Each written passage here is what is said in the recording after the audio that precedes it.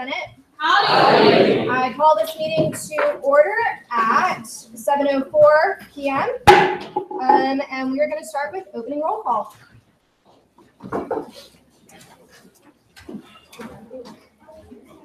SVP Brooks. Howdy. Chief Justice Khanna. Howdy. Speaker Wang. Howdy. Myself. Chair Johnson. Howdy. Chair Wolf. Howdy. Chair Abdullah. Chair Day. Chair Black. Howdy. Chair Conamides. Howdy. Chair Wilson. Chair Wilson. Okay. Senator Amin. Howdy. Senator Anderson. Howdy. Senator Andrus. Howdy. Senator Ambula. Howdy. Senator Banks. Howdy. Senator Benke. Howdy. Senator Bredmeyer. Howdy. Senator Brown. Senator Camp. Howdy. Senator Castleman. Howdy. Senator Christie. Howdy. Senator Chunga. Howdy. Senator Clark. Howdy.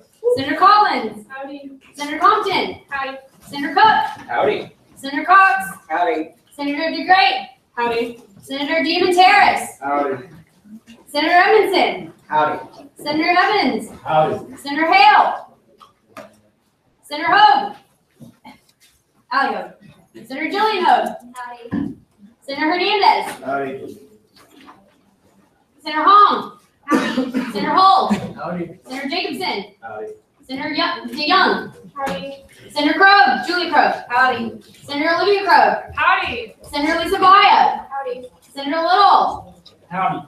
Senator Mindell. Howdy. Senator Maples. Howdy. Senator McCabe. Senator Malocki. Senator Mendoza. Howdy. Senator Monroy. Howdy. Senator Moody. Howdy. Senator Moore. Howdy. Senator Moreno. Howdy. Senator Mulsall. Howdy. Senator Ogier. Howdy. Senator Pardo. Howdy. Senator Parker. Howdy. Senator Peterson. Senator Phillips. Howdy. Senator Powell. Howdy. Senator Ramirez. Howdy. Senator Reveloso. Howdy. Senator Reza. Howdy. Senator Roberts. Howdy. Senator Rossi. Howdy. It's Rossi. Oh, sorry. Senator Salazar. Howdy. Senator Serrato. Howdy. Senator Shah Hosseini. Howdy. Senator Smart. Howdy. Senator Siegel. Senator Sweet. Howdy. Senator Tilson. Howdy. Senator Tran. Howdy. Senator Walker. Howdy. Senator Walther. Howdy. Senator Warnke. Senator Westbrook. Howdy. Good turnout. We will now move into a period of invocation and pledges of allegiance led by Senator Sweet. And this evening we will be doing a Silver Tops moment of silence. So, you know the setting. So you're going to go into the inbox and then there's going to be a Silver Tops from Joshua Sweet. Yes. So you're going to open that in slides. And I'm going to press present.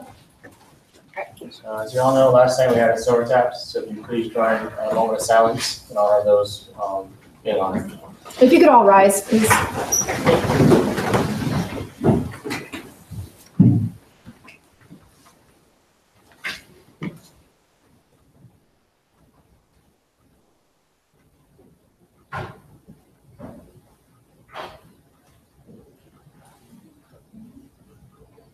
Thank you. I pledge allegiance to the flag of the United States of America and to the republic for which it stands, one nation, under God, indivisible, with liberty and justice for all. On the Texas flag, I pledge allegiance to thee, Texas, one state, under God, one and indivisible. We will now move into a period of the reading of the mission statement and Aggie Honor Code led by our longest serving senator, Senator Cook.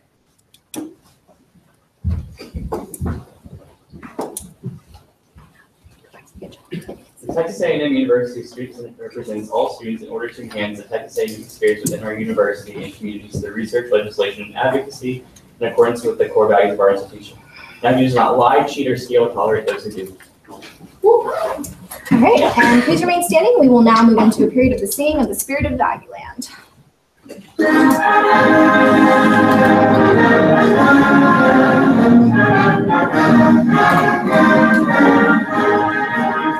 Some may boast of prowess of the school, everything's so grand, but there's a spirit in every soul.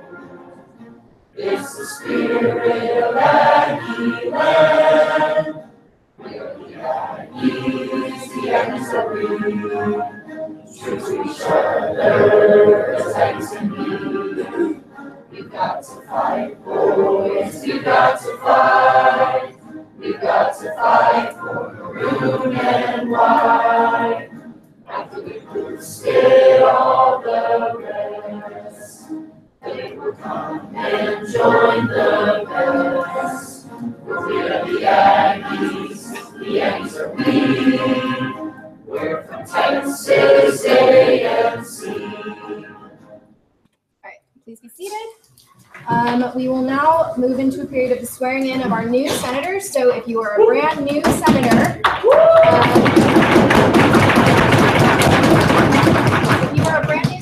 please make your way down to the floor to be sworn in.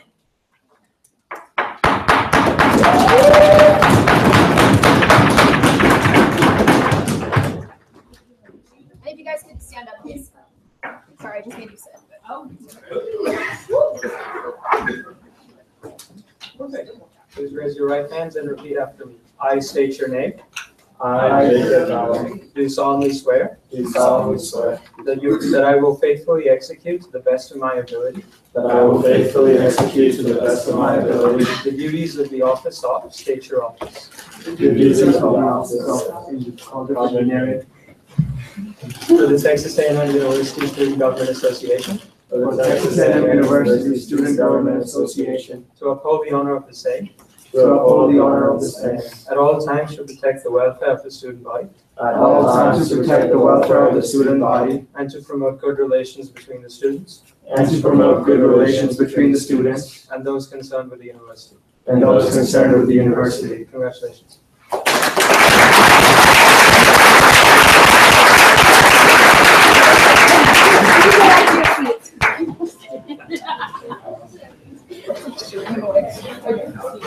All right, so we will now move into a period of open forum. I would like to point out today that we have quite the list for open forum. I decided to invite a lot of major student organizations and their leaders to come and speak during open forum so that we can start building those cooperative relationships and really get that dialogue going.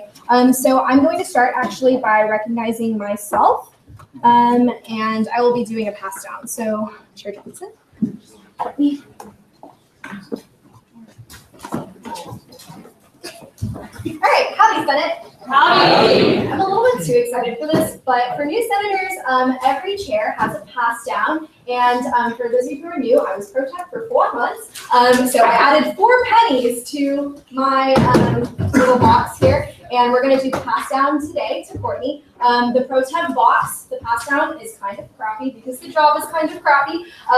And there's basically just a box of junk. There are pens in here. Clark Finney, our previous pro temp, left us a nice little dry cleaning receipt, so we can remember him always. And then there's some bug spray, a stapler, and then my favorite item in here is the golden toilet that Miss Aubrey Dean from the 68 section left for us. Because as pro temp, you get crapped on a lot. You got to deal with a lot. So be kind to our sweet pro temp. She works very hard to make this body run. And Courtney, this is officially yours. Thank you. Are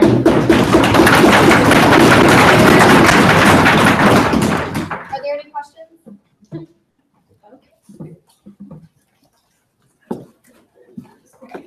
We will now move to Bobby Ramirez, representing class councils, with also Sarah Marie Bennett, representing the class of 2020. You have 5 minutes starting now. All right, howdy. Howdy. Howdy, my name is Sarah Marie Barrett, and I'm the sophomore ambassador from class councils representing the class of 2020. My name is Bobby Ramirez. I'm privileged to serve as senior class president this year for class 2018. All right, so we're going to talk a little bit about class councils. Like Jasmine said, we're really hoping to give you all a little bit more information about who we are and what we do. Can help us make partnerships in the future that'll help us one, preserve the traditions of this great university that we all love, and two, make it more inclusive so we can include all of your constituencies and make sure that all Aggies get to participate in these traditions. So to start out, we'll talk about the senior and junior traditions. Mainly what class council does is make the class traditions of our university happen. So for the senior class, that means ring dance coming up in April. It'll be April 28th, so mark your calendar. And even more close, for the juniors and seniors, we'll have Elf Walk and Junior E-Walk. The date for that is November 10th. The step off from the clock will be at around 8 o'clock. More information on that to come. We'll push that out to you guys. That's for both juniors and seniors. And So get excited for Elf Walk and Junior E-Walk. And for you sophomores out there, we have Pull-Out Day coming up in the spring. That's a wonderful event for you to get to say that beloved W word. Everyone who can say it, go ahead and say it. Woo! That word right there representing you being an official upperclassman. For freshmen out there, there are a couple of you out there, you have your own class event called Fish Fest. It is a free event where it's just an entertainment, food, the lights, you get to meet other freshmen, and just celebrate the fact that you made it through your first year here at Texas A&M. And our non-class specific event, one of them is Aggie Rings for Veterans Fund, which is a wonderful way to give back to both former and current Aggie veterans who are serving in the military, who for whatever reason couldn't get their Aggie rings. We raise money by donations to give them scholarships, or hopefully scholarships. Please donate. November 11th is Veterans Day. You can find them in the Redder Plaza. So the biggest thing that takes up class council's budget and our profits, if you will, is Maroon Out. And it's Maroon Out season right now. I know all you know this because you're a bunch of red ass addicts. That Maroon Out game will be on November 4th against Auburn. I don't know what I did. So I'm very excited for that. It's going to be a great time. But the reason I reached out to y'all about that is it's important for you to reach out to your constituencies and push the importance of Maroon Out, because it's, I say profit in a very loose sense for it. All the money that comes in from Maroon Out comes on those $8 t-shirts, and all the money from anything that is a class event that class council puts on goes towards each class gift respectively. So next time you or someone you know is thinking about, why do I need a Maroon Out shirt when I already have the one from last year? Why do I need to go to ring dance when, I can just go to the chicken or something like that? Because one, these are traditions that we have to maintain if our university is going to stay true to the values and goals. And two, that money is going to make sure that the class of 18, 19, 20, are all remembered when we leave and graduate and go out in the world and do great things, represent the Aggie well. So thank you all for your time. We look forward to reaching out with you all in the future, hopefully working together. If you have any questions, you think you can ask them right now, or don't hesitate to contact us in the future. Are there any questions for the presenters? Yes, Senator Westbrook. Senator Westbrook, all campus. Just a question for class of 2020. Y'all are going to make sure, are going to make sure not to have pull-out day on Silver Taps this year, this coming year? That is something that we will work out when we get the date together. The exec hasn't been elected yet, so we will make sure and look at that when it comes. Sounds good. Thank you very much. Are there any other questions for the presenters? Yes, Senator Sweet. Senator Sweet, Liberal Arts. When was ring dance again? April. Ring dance on April 28th. Thank you. Are there any other questions? All right, seeing none. Thank y'all. Thank you so much. Thank you. All right, next up we have Katina Economides representing Tri Delta from the class of 2019. Hey. Howdy, Senate. Howdy. Okay. So Tri Delta is having our annual fall philanthropy event next Saturday. It's an away Florida game. And it's called Tri Delta Game Day. So basically, it's a big tailgate watch party at the Tri Delta House. There's going to be a silent auction. Your ticket gets you a plate of food, and the ticket basically to watch the game with us. All of our profits go directly to St. Jude. If you guys want a t-shirt, if you want a ticket, please let me know. Doors are going to open an hour before kickoff, and you can stay up until the end. Hopefully we win, or that's going to be really disappointing, like Alabama last year. But if you guys want tickets, they're $5 from Tri Delta or $7 at the door. Thank you all. All right, are there any questions for the presenter? Seeing none, thank you. All right, next we will move to Miss Annie Carnegie, who is representing the Memorial Student Center and is the class of 2018. Hey. Howdy, y'all. My name is Annie Carnegie, and I have the honor and privilege of serving as this year's MSC president. Thanks, Jocelyn, for inviting us to come share a little bit about what we're doing. So, for those of you who may or may not know, the MSC first opened on muster in 1951. We serve as a living memorial for all Aggies who have given their lives in service to our country, past, present, and future. However, our student union is much more than just a building. We are also a programming entity, which means that we have 19 committees who seek to promote leadership development through campus programs and service opportunities while preparing students to engage in a global society. That means that we bring different programs to campus that are able to educate our students outside the classroom, expose them to arts and culture, and help them to engage in one of our core values, selfless service.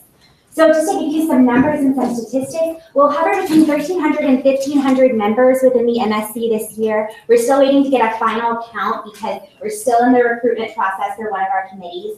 We produce approximately 200 programs per year. We try to increase a little bit every year. So last year our number was around 200 to 220. We had approximately 113,000 program attendees throughout the last fiscal year. Currently we're sitting at about 22,000 program attendees, with 20 programs having already happened this year. Senate has been a great partner to us in the past, particularly with the flag room programming bill last year. So we're very thankful for that and looking forward to working with you all in the future. Are there any questions? Are there any questions for the presenter? Seeing none, thank you so much, Sharon. Thank you. All right, so we will now move to Lauren Pashon, who is representing RHA and is part of the class of 2018. Hey. Howdy, y'all. My name is Lauren Pashon, and I have the honor of serving as the 48th RHA president. So RHA is the Residential Housing Association. So we serve all of the on-campus students, which is around 10,000 students. We work with promoting diversity, inclusion, programming, and a lot of sustainability this year to the on-campus students as they grow and develop in their leadership. So we have a community council in every single hall. That is a direct way that we can work and talk to the different halls. We also work to advocate the different needs of like what the halls want, what they see as their needs. And then we just try to get their voice heard to the Department of Residence Life and to A&M as a whole. Any questions? Are there any questions for the presenter? All right, seeing none, we will now move to Nikki Camp, who is here representing Build and is part of the class of 2019. Hey! Woo! Thank you. Yeah, Nikki. You have 5 minutes starting at Hobby. Howdy, Senate. Howdy. My name is Nikki Camp, and I'm Senator for the College of Education, but I'm also here to talk about Build.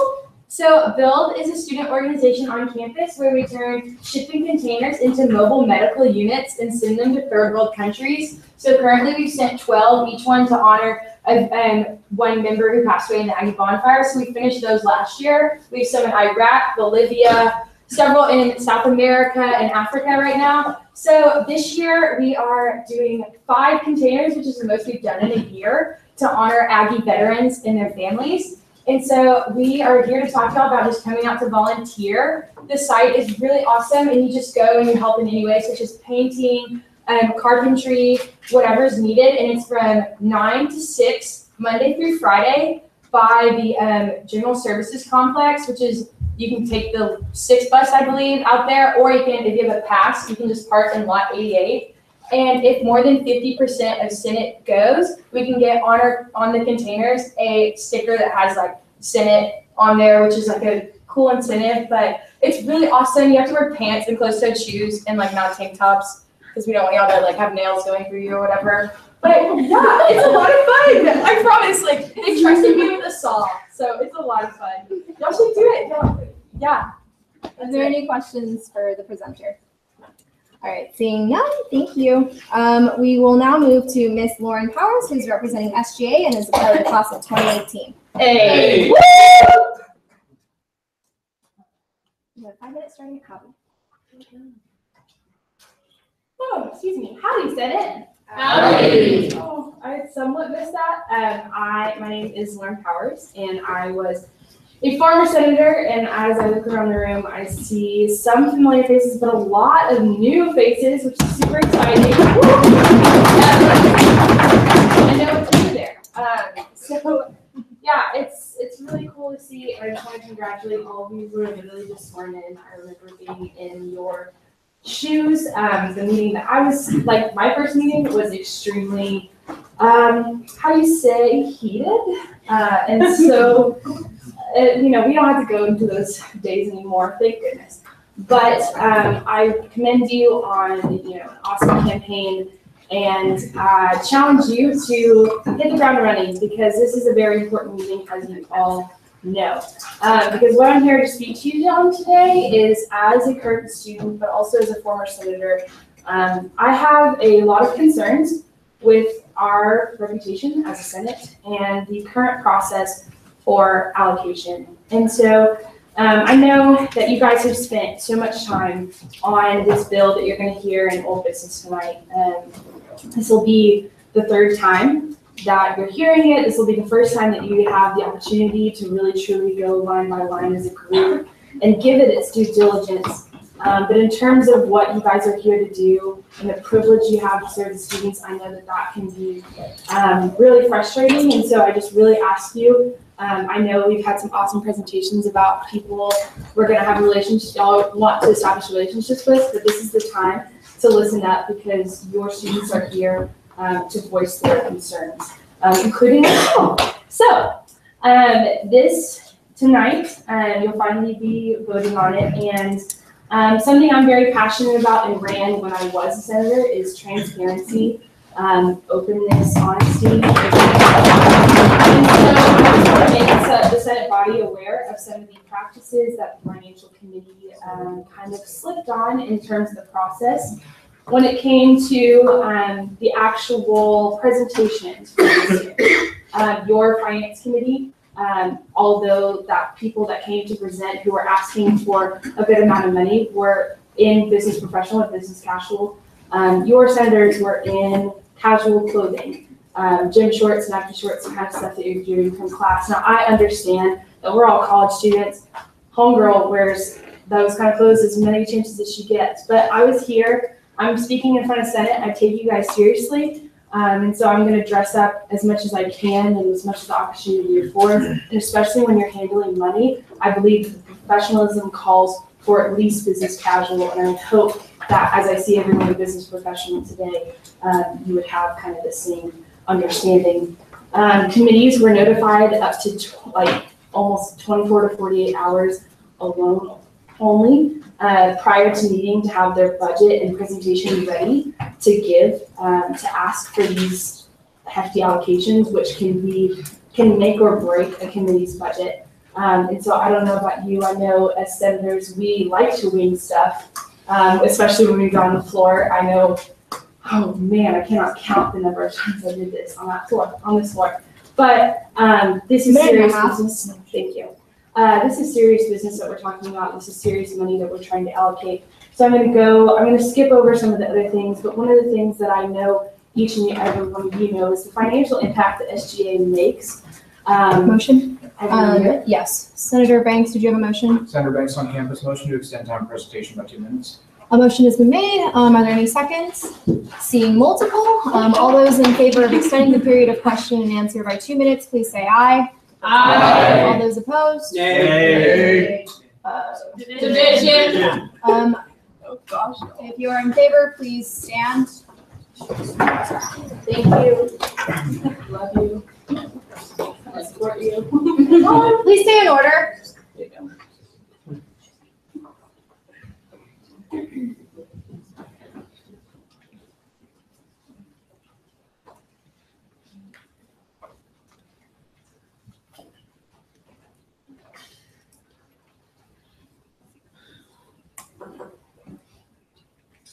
That passes. Awesome, thank you very much. Okay, so I will go over some more things, and the inadequate timeline and inadequate explanation of the appeal process. Basically less than a week's time, when the expectation is the budget is supposed to be being prepared over the summer. And to my understanding and in my opinion, obviously, we have our finance committee kind of put together first thing before the year ends, and so it should be kind of some expectation maybe in the future for you guys to set up a process where they're having to work as a summer, just as we expect our committees to work over the summer in order to get certain numbers and presentations ready for them. But the last kind of point I want to touch on is the fact that tonight you're going to hear a possible amendment for one committee to increase the allocation. I know that they're probably going to want to ask for more at this point because they're taking the time out of their day to ask for, to come and answer questions in front of the body and to make you as aware as possible of the process and where they're coming from. My thing is you guys have $50,000 to allocate. For those of you who are aware, for those of you who are just joining in and you haven't read that bill, I suggest pulling it out. So we have $50,000 to allocate. However, the SGA in itself, for the 14 committees, the financial impact that we are able to make on students every year is currently unquantified. So again, accountability, transparency. Maybe you should talk to your vice president on that for the future to kind of figure that out. But I would personally estimate that the impact that we're making on the community through Big Event, through Carpool, through 12 Can is upwards of $1 million. And so if we can't afford, for whatever reason, to allocate the $50,000 that otherwise these committees are having to raise by themselves, what are we doing? So even the smallest penny, I would just absolutely urge you guys to give now, because in my experience, like I said, as a former senator and from my knowledge, there's never been a time 1 minute where leftover money has gone used and actively used by the student population so that we can benefit with the money that you guys have, make the most impact this year.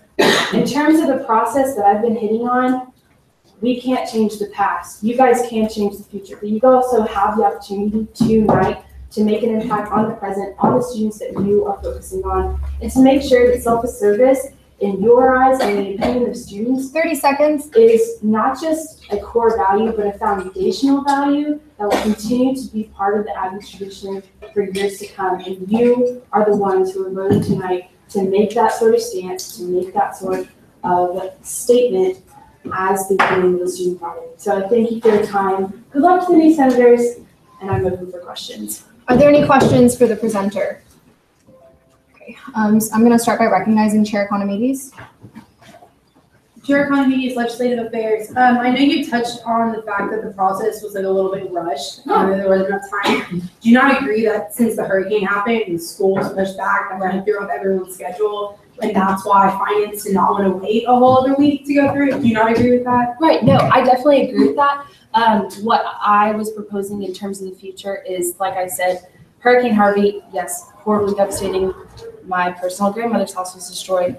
That took a lot out of all of us. However, there was time, like I said, during the summer prior to when the 70th session closed, when the Finance Committee was already confirmed. If they weren't already, then that needs to be in place for them to set up an over the summer process, because as we all know, as committees, especially on executive staff, in terms of getting the years ready, everyone's already working through the summer. We should kind of have that expectation. Senator Mussolf. Senator Mussolf, Finance Committee, Original Briefing Progress. So going forward, I know that you've talked a lot about the process for the Finance Committee and whatnot. My question is, have you ever worked on a Finance Committee or have any participation? Yes, so unfortunately I wasn't able to. I was only able to serve on the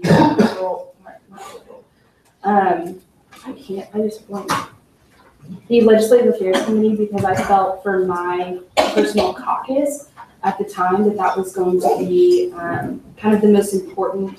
I was a College of Education senator, and I wanted to make sure that with different Title IX issues that were coming from the year, that I was a hands-on, active role. But before I came to you today, I made sure to talk to your finance chair to kind of get her opinion on and different things that happen in the process and what were the decisions behind it and everything. So I have a lot of respect for the Finance Committee, even though I wish I was math smart enough to be a part of it. And yeah, so unfortunately no, but I have the vested interest as a student in terms of how this affects me and how this is going to affect my relationship and the legacy that I make with the relationship with the students between the community, which is something that I'm super passionate about now. Thank you. Are there any other questions for the presenter? Sorry, Senator Little. Cooper Little Finance Committee. Your presentation, you were saying that you had a problem with the allocation process, the dress code of finance committee members, and the timeline. But was there specific allocations that you had grief with, or was it just the dress code? Right. So to address both questions technically, in terms of the dress code, for instance, when I walk into a bank, I don't see people behind the counter dressed in a t-shirt and shorts. It's kind of this expectation of business casual. I look around the room right now and I see everyone in business professionals because as a Senate, you are a professional organization that's part of the mission statement. And so as a student, I want to uphold the accountability for you guys to maintain that standard because, and especially as a former senator, upon hearing that, I was really frustrated because when you're dealing with money, that especially with $50,000, that's an extremely minute and a half. Okay, so you're. Wait, please limit back and forth. Senator Roberts, did you have a motion? Yeah, I have a motion to extend the period of question and answer by 2 minutes. A motion has been made. Are there any seconds? Seeing multiple, all those in favor of extending the period of question and answer by 2 minutes, please say aye. Aye. All opposed? Nay. Division. All right, all those in favor, please stand. Please stay in order. Courtney, can you count with me?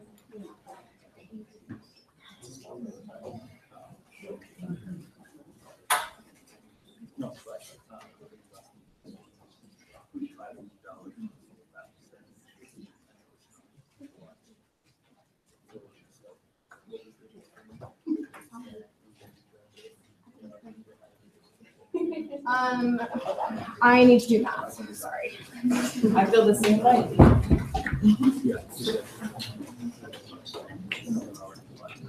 Please be seated. Sorry, I'm trying to do math. Poli-sci major, bad at math.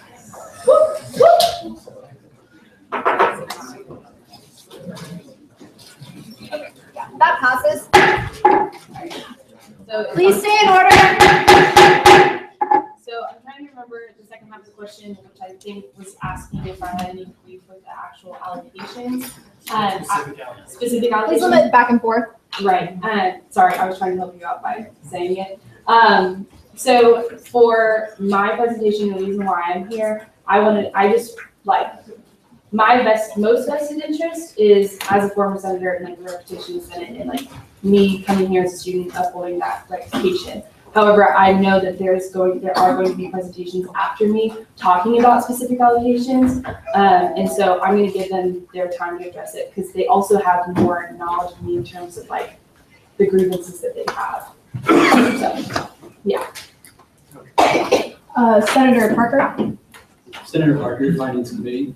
You mentioned multiple times that we are given $50,000 to allocate. Yeah. I want to ask, are you aware that we had $84,000 requested from the committees? Right, exactly. So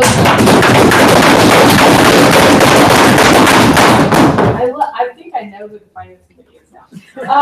So in terms of that, I know that the Finance Committee, y'all have a super hard job, especially this year. For those of you who didn't know, there's actually, this is technically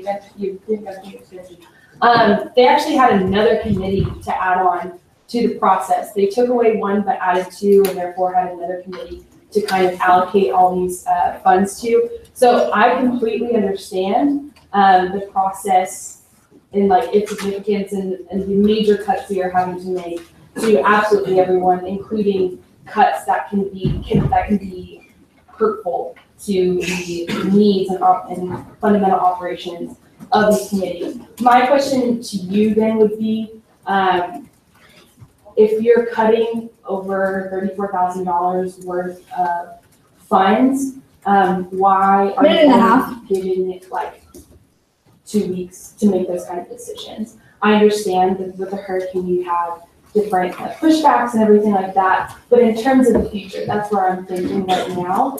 They'll talk about later the present.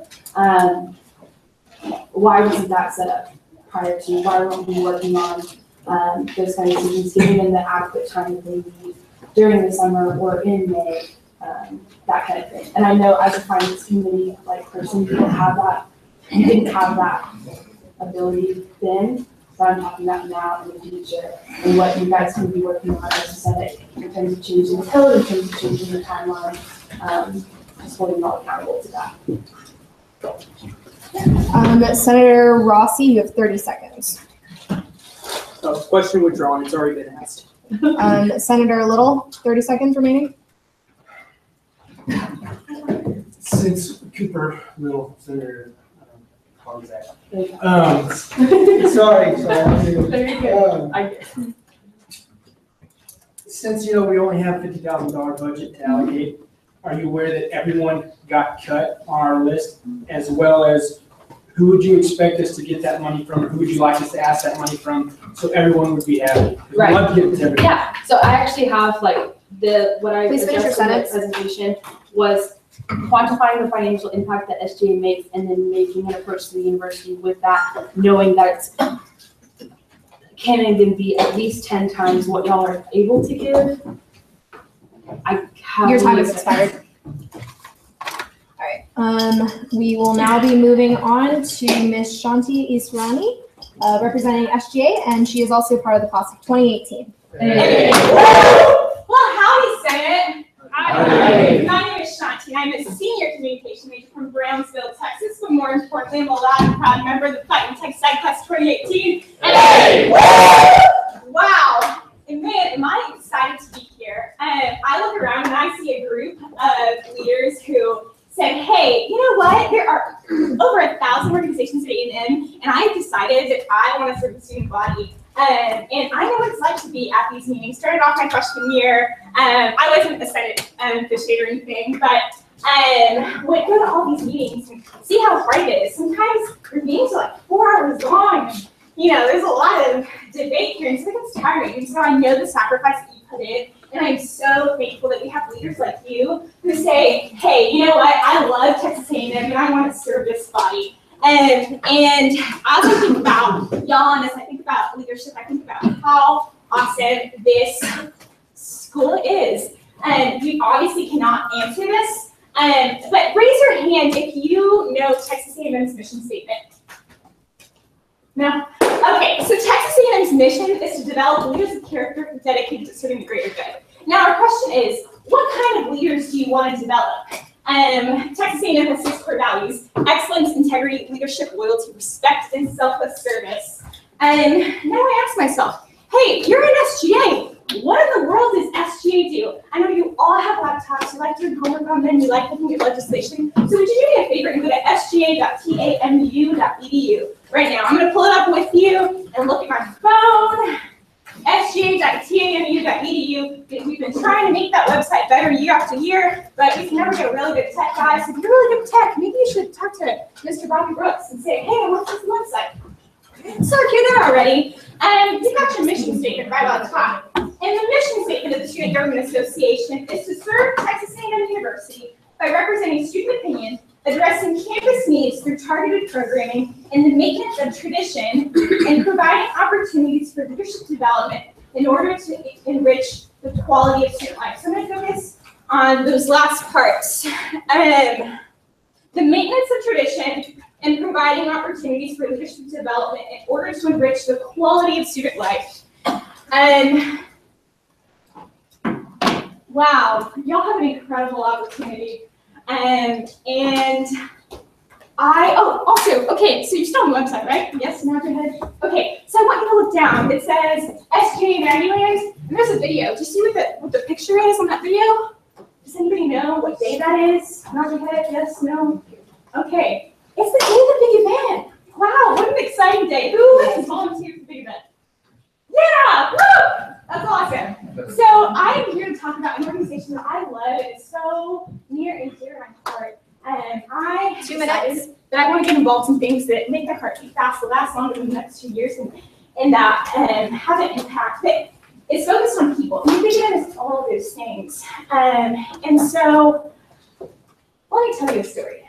So my freshman year, woke up super early in the morning, knew that we had to big event that day, and I didn't really understand that there were these people that worked a whole year for one day. And at first I thought, well, that's not a very effective use of your time. But then I showed up. I went to Research Park, and there were these people, and they had sausages. They were so excited to give me a sausage. And I was like, wow, these people are great. There's so much enthusiasm and excitement. And I saw the unity around this campus. And then the day progressed, and my group went and spoke and got to serve a resident.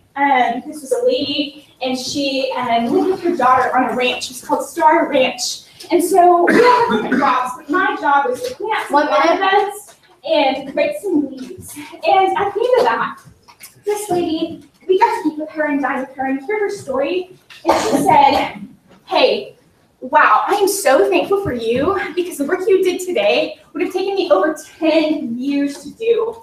And at the end of that, she gave us a star and she said, this is Star Ranch, and this is your key to come back to this ranch because you're part of my family, and I want you to come back.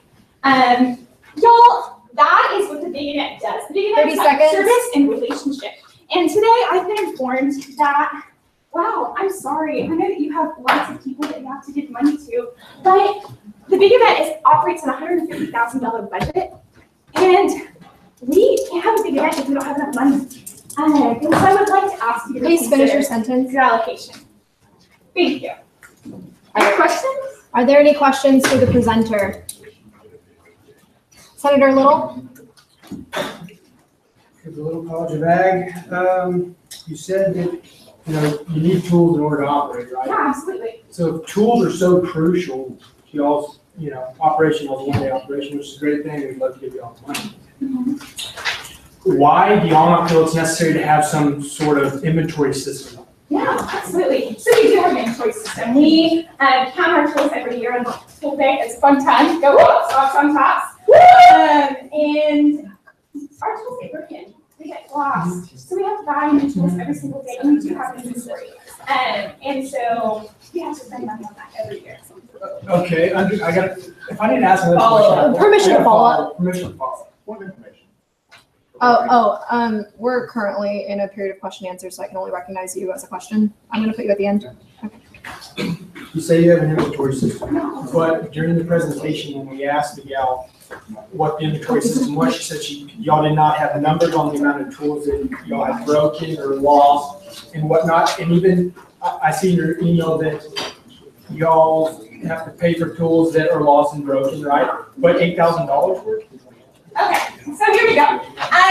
So the lady, the gal that you talked to, her name is Rachel Welch. She's a member of the Fighting Tech Side Class 2017, and she was the executive for the outreach committee. She was in charge of putting on the conference and helping with fundraising. And so she is not in charge of operations committee, so she doesn't really have all the numbers. We have an organization with about 16 members. She has a specific job, and her job isn't all about tools. And so those numbers are there, but that's not her area of expertise.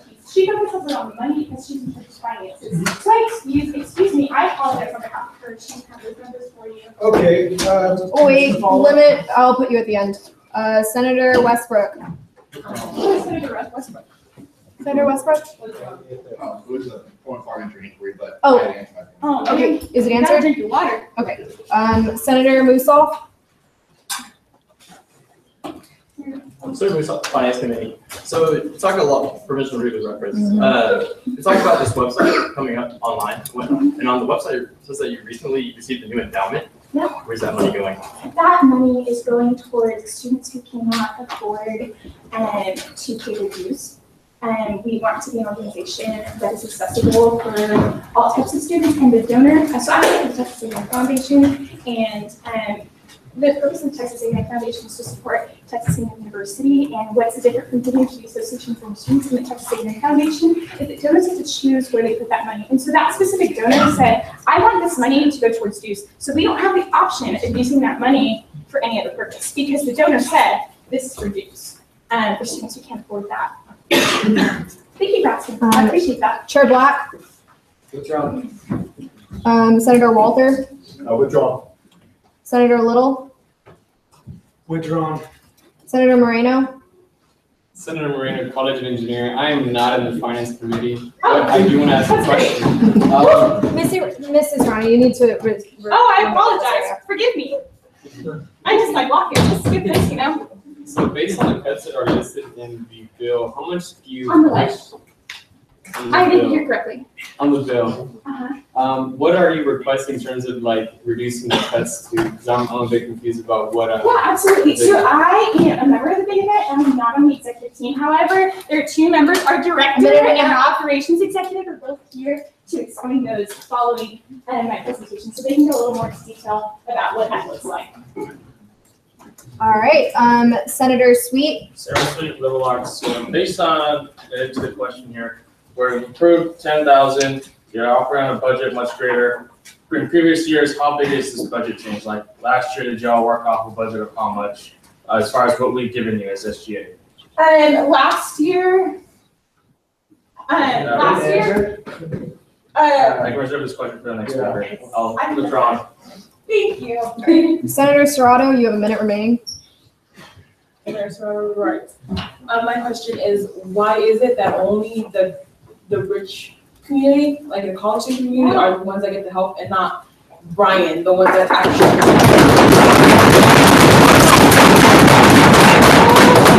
You asked that question. This is one of my favorite questions. So the Big Event. 30 seconds. Its intention is to simply say thank you to Bryan College Station area. And so Please stay in order. our signups. Also, if you can extension 30 minutes, a minute, 2 minutes, that'd be great. Senator Banks, do you have a motion? Senator Banks on campus motion to hold presentation by 1 minute. A motion has been made. Please stay in order. Are there any seconds? Seeing multiple, all those in favor of extending the period of question and answer by 1 minute, please say aye. Aye. Opposed? Nay. That fails. I understand. I'm from Brownsville, Texas. We're a city in so commission specifically for the rights of the college community and residents are in charge of signing up. And so sometimes those will be low-income residents, sometimes those will be wealthy residents. And so Please finish your sentence. we serve as many as we can, and it depends on the event and time, not necessarily. So we want to serve, we serve both. All right. Thank you. Thank you, Shanti. I appreciate y'all. Have a great night. We will now move to Trent Armstrong and Trey Jackson from the Big Event, here to talk about allocations, I presume. Absolutely. And they're part of the class of 2018. Hey. Also, please be respectful to our presenters and stop talking during the presentation. You have 5 minutes to do a presentation.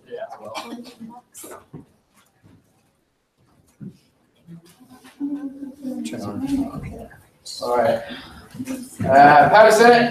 Howdy. My name is Trent Armstrong. I'm a senior accounting major from Coppell, Texas. And I have the utmost pleasure of serving as director of this big event this year. Howdy, Senate. My name is Trey Jackson. I'm a senior finance major from Arlington, Texas. And I have the wonderful privilege of being this year's operations executive for the big event. So we're here to talk a little bit about our allocation. What our reason for appealing, our justification that was given to us by the Finance Committee, and why we think that we have some answers to their questions. And then want to dive into the tools, specifically the tool management process going into the inventory system that was asked earlier, as well as the tool needs for the big event. Then we'll open up for questions. Would love to answer your questions. So kind of our reason for appealing. So the big event has an urgent need for continued SGA support. So as the years go on, the big event continues to grow. This year we aim to serve 2,400 residents of the Bryan College Station area. As we serve to grow more residents, we need more tools. We also plan to recruit 23,000 students. Would also be a big event record. We're working with student life studies, working across campus to figure out areas of campus that we have not touched, looking for ways to improve our campus reach. We want every Aggie to experience the big event, as we believe it is the true embodiment of the Aggie core value of selfless service and a great way to give back to the community of the Bryan College Station area. So as we get more students, we need more tools. And so as you may not know, a large number of our tools returned are broken, not returned, or consumed every year. And so we think it's an unprecedented cut of $3,000 from our requested allocation. And so we're here to talk about it. So basically, this is what we received on why our tools. We requested $8,000. And we were allocated $5,000, which is great. And so it said, we understand tools are absolutely vital to the organization's event. Absolutely agree. In years past, we have requested changing the date that remaining tools are counted up from the fall to the spring. directly after the event, and this has not been enacted. Also, the report submitted to this committee reflects a $13,000 profit during the last fiscal year. So I want to kind of touch on each of those directly. Changing the data tool inventory. Trey, I'm going to let Trey talk about it. He is our tool master, so going to defer that to him. But profitability, $13,000. So yes, last fiscal year we did have a $13,000 profit, but that is earmarked and reserved for expenses to put on our big event gala early in the fall. So that money is used to generate funds that will last us the rest of the year. So we've reserved rooms that help us put on our gala. Things like tablecloths, food, so we can invite people to come, bid on silent auction items. So that money is reserved, that $13,000 profit is reserved to help us maintain the longevity of our organization. And as we grow, we see our support dwindling. Each past 3 years, our support, specifically in our tools, and our overall support has decreased for allocations. So we're here as we grow, and we want to keep the support. Senator Ramirez, did you have a motion? No? Okay. Continue. So I'll pass it off to Trey to talk about the tools process specifically. thanks, Trent. So one of the sticking points for our allocation this year seemed to be how we manage our tools. So I wanted to take a deep dive into that and explain what we do and why we do it. So the timeline for our tool life cycle is in November. Our members will go out to Riverside, we'll have our pods delivered, and we'll count all 11,000 tools we have, not including gloves. It takes it over 20,000. And we count, and we double count all of our tools to get an accurate count for that, so that when February, March comes, we start to get our resident data. And those residents request certain jobs be done, and our staff goes out and helps figure out how many tools each job site needs. So every year we spend an average of $10,189, and this year we actually spent over $10,100 on tools, well below the allocation we've ever received for tools, but we make it work anyway because tools are so critical. And then in March, after we purchase everything, we distribute those to all the student volunteers. We collect them, we put them directly into the pods, and we ship them back to Riverside. They're locked in a shed, and the pods are stored securely off-site. So that cycle repeats every year, and as soon as the big event 2017 ends, preparations for the big event 2018 began, with the reps coming right after that. 1 minute. So if you go to the next slide, the big event is growing every year. We face a huge challenge in serving 2,400 residents effectively and equipping students to do that job. And so as we find new ways to serve, new costs come out of that. And we're forced to already cut over 1,500 tools from the requested jobs every year. And so it's our job to make it work how we do. But if we have more money, we could also equip our students more effectively immediately. So with that pretty much covers our presentation. Kind of on closing remarks, I know that there are a lot of great organizations on this campus, and they are very deserving of your money. I understand that you can't give money to everybody, but I firmly believe the big event is worth a cause, and I wouldn't be here otherwise. You know, at the least we expect is the same as last year. We really, as we grow, you know, if we kept the same level, I wouldn't be here. But it was the fact that we got cut. That's the reason I'm here today. We can't operate without your allocation. We will not be able to effectively serve, effectively equip students to go effectively, selflessly serve the residents of Bryan College Station. So with that, would love to answer your questions. All right, I will start by recognizing Senator Edmondson. Senator Edmondson, College of Ag and Life Sciences. First, may I have permission to briefly preface? Briefly. First and foremost, I don't want any animosity between the big event and anyone. Greatly appreciate everything y'all done. I've participated in the organization, all our student organization we all look up to.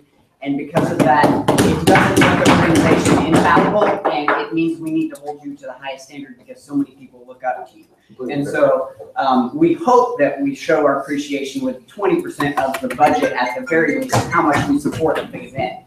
My question for you is, you talked about how the $13,000 in profit goes into the gala this coming fall. Then that gala raises profits for the spring. If you have $13,000 in profits right now, what does our scaling down of budget right now do for you if you're still going to make that money before spring comes? Right. So we obviously have a ton of different things on our budget line items. So let me make sure I answer your question fully. So you're asking what that $13,000 does for us now, or what that money would generate? does for us. You can nod or shake your head. So you're asking, like, what does that $13,000 do, or the funds we generate from our gala do? Or what does your allocation do? Is it the latter? Yes. What does their allocation do? That was the latter? I just want to make sure I answered it. No, it's what. Oh, what's the gala do? Oh, perfect. So the gala enables us to really kind of run the rest of the event. Things like insurance for every student participant. Things like our big kickoff ceremony. Things to rent those speakers, rent Rudder Plaza. Things to put on our organizational meetings, which we equip student leaders the week of the big event to rent Powellfield Zone Plaza out. Things like that, paperwork, office supplies, things that we take to run our organization. Permission to follow up? I'll put you at the end. Okay. Senator Rossi, Senator Rossi, Finance Committee. I motion to preface. briefly. Okay, so you said that the expenses to put on the big event gala were earmarked, right? The $13,000 is earmarked. Okay, so is there any document specifically saying that the money is earmarked, or is it just sort of unofficially earmarked by the organization? Yeah, absolutely. I can't say they're officially earmarked by documents, not like a foundation endowment would be earmarked, but it is historically past. I believe we're on our 9th gala. So it's technically not earmarked stuff. Yeah. Please limit back and forth. I mean, your definition of technically, is there a document? No. Is there word of mouth? Yes. Okay. Senator Hong. Senator Hong on campus, since you're asking for more money for schools, have you ever considered looking donations to make up for what you're not doing? We do operate off a budget, off of 100, I believe 30 this year. Could be lower. We're very fiscally responsible. Sorry. Please state your motion. I'd like to make a motion to extend the period of question and answer by 3 minutes. Okay, a motion has been made. Are there any seconds? And I recommend that there are. Thank you. All those in favor of extending the period of question and answer by 3 minutes, please say aye. Aye. All opposed? All right, that passes. I can guarantee that our budget's upwards of $100,000. And so where do we get that? We asked for 10. We asked for 13 and a half. We received this year. So where do we get all that other money? It's our endowments and it's fundraising. So we have a whole committee and a whole sponsorship team that works year round to solicit sponsorship, corporate donations, things like that to help fundraise. Honestly, it is my goal that we don't ask you guys for money. I would love the big event to be self-funded by endowments. Like that is a goal of mine. Starting a capital campaign, working with the donor. We have an endowment starting to help grow our big event. We need our endowment to go to $2.5 million for the big event to be self-funded at its current state. So that's my goal for the big event, years down the line. But does that help for the big event 2018? No. So we want big event to happen. We need money to make it happen. And specifically, we need more tools. Senator Musal. Senator Musal, Finance Committee. Permission to briefly preface. Briefly. Within our allocation meeting, we talked a lot. An interesting piece of information that came up was that your attendance has actually been behind by 4% over the past 2 years, both years. One of the interesting things that spurred out of that was that you had an increase in allocation requests for tools. How do you? So I don't know what data you took from us. I know from my knowledge, last year was the first year in Big Event's history that we had a decline.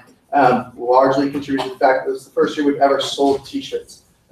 So we can't say, hey, sign up for a free T-shirt. That's not fiscally responsible as well. Permission to briefly follow up. I'm gonna have to put you at the end. So, and as our new objectives as we go forward, working with student life studies, I'm gonna have to pause a second. we can expect at least the same as last year, if not more. I'm gonna need to go. Sorry, I'm not listening. I'm so sorry. Senator Maples, did you have a point? Jackson Maples, Corp Cadets, information, are we gonna go through this bill that we're talking about line by line later? Yes. So actually this is a really good moment for me to clarify why this is important. I know that we have a lot of new people in here tonight. So first of all, Big Event is here because they sent in an appeal towards what they were allocated. So they are here asking for more money because they are not happy with the amount that they got. So this is them presenting their case to you, which is why I would like for the questions to continue so that they can make their presentation. And that's why it's important. But yes, we will be going through the finance bill line item by line item tonight. So if you have more questions, please save them for that bill if they're not relevant to them specifically. Yes, Senator Rossi, you can be seated. Senator Rossi, Finance Committee. Oh, no. Is this for a question or? Oh, yes. It's really for a please be question. seated. I have you down. Okay. All right. Okay. We will continue with questions. Senator Musoff, you can restate your question if you need to. Do you remember the question? You asked why we had a decline and why we asked for more tools. More tools. Yeah. So even if we were to keep the same number of people, and as I said, we expect more people.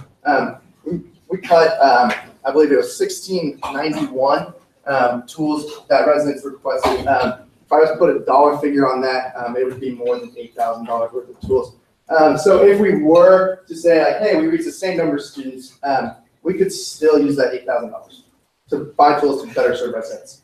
30 seconds.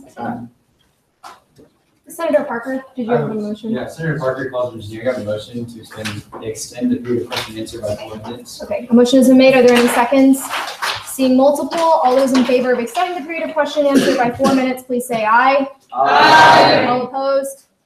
That passes. All right. Senator Ramirez. Senator Ramirez, off-campus caucus. My question was, so you guys have begun to sell your t-shirts. Have you considered, if I'm not mistaken, last year they were up $2, so there's not really much of a profit margin there. Have you considered selling them for more to, generate more funds? Right, yeah, absolutely. That is true, and we did sell them at cost last year.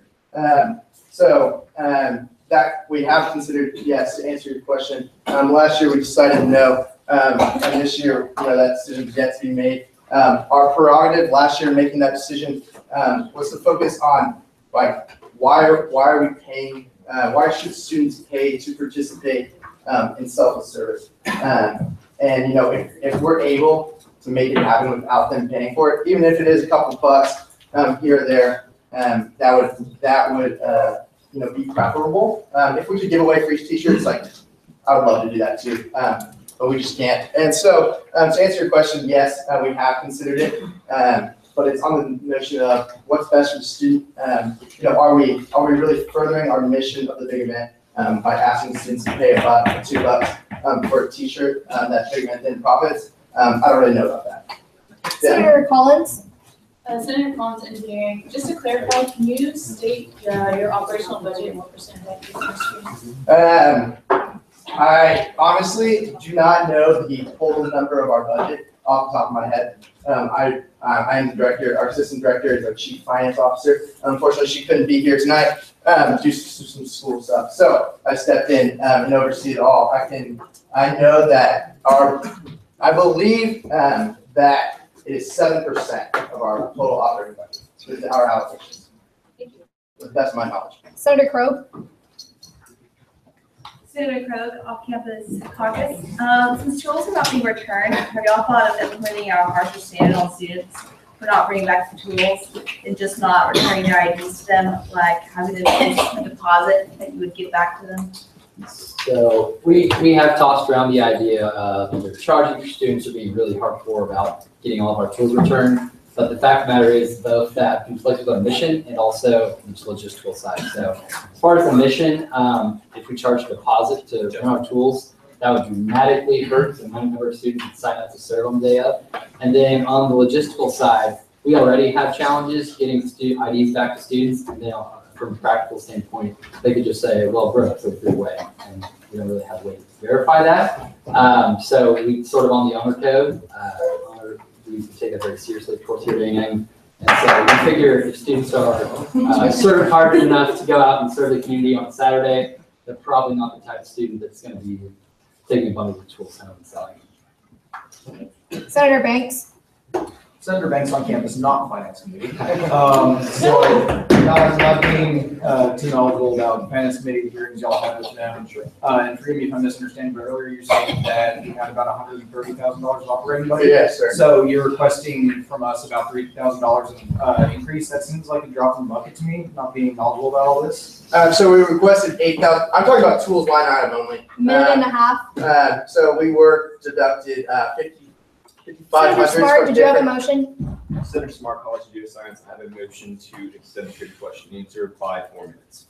Okay, a motion has been made to extend the period of question and answer by 4 minutes. Are there any seconds? Seeing multiple, all those in favor of extending the period of question and answer by 4 minutes, please say aye. Aye. All opposed?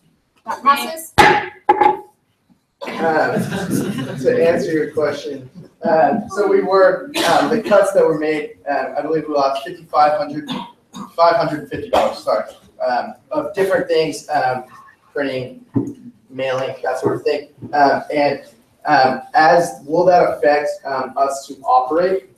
Unfortunately not. I would love to have that money and we can send more thank you notes. But I'm talking about why I'm here is to talk about the tools because I feel like that is the line item that will greatly affect how we can continue to successfully operate our organization. And you couldn't really reshuffle from anywhere else. What's that? You couldn't really reallocate money from anybody else, from anywhere else. Limit the follow-up. Yeah, I mean, we every year we've maxed out our allocations to the best potential. You know. And then also, real quick, to add on to that, we use our SGA allocation allocated for tools in order to save on our sales tax when we buy our tools from Lowe's. So any money that's not allocated to tools by SGA, we have to take not only out of our own budget, but we have to pay sales tax. Okay, Chair Black. Chair Black, Student Services. Given that Big Bend already has the largest allocation, would y'all like us to go back and revise and take money from like Muster or Carpool?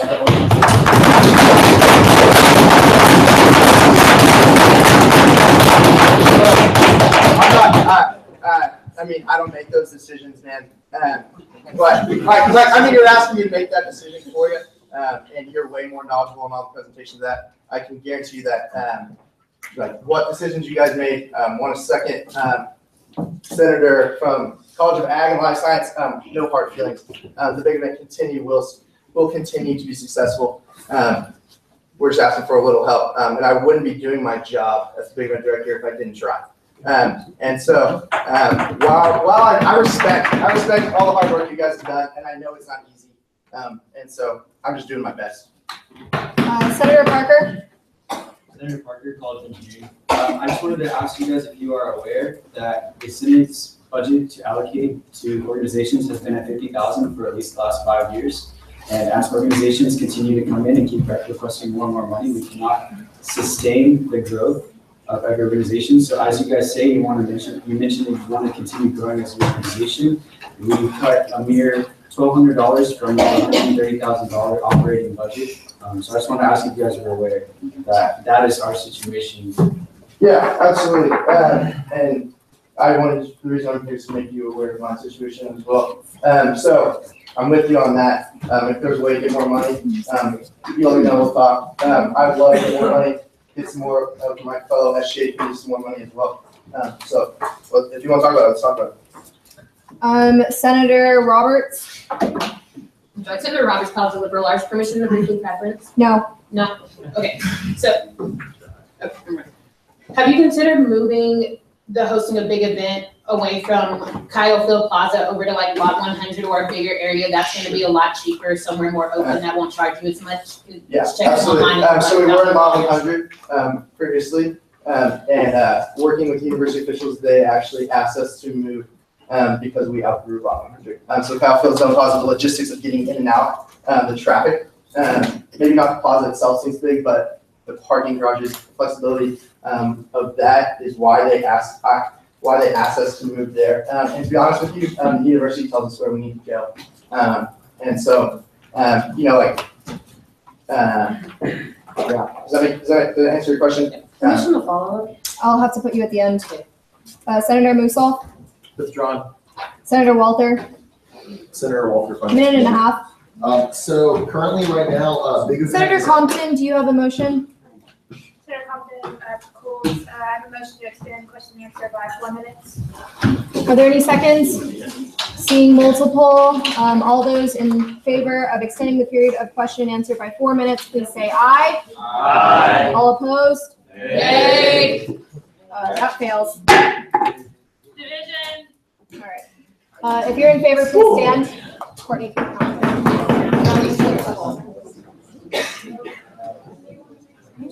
Please stay in order.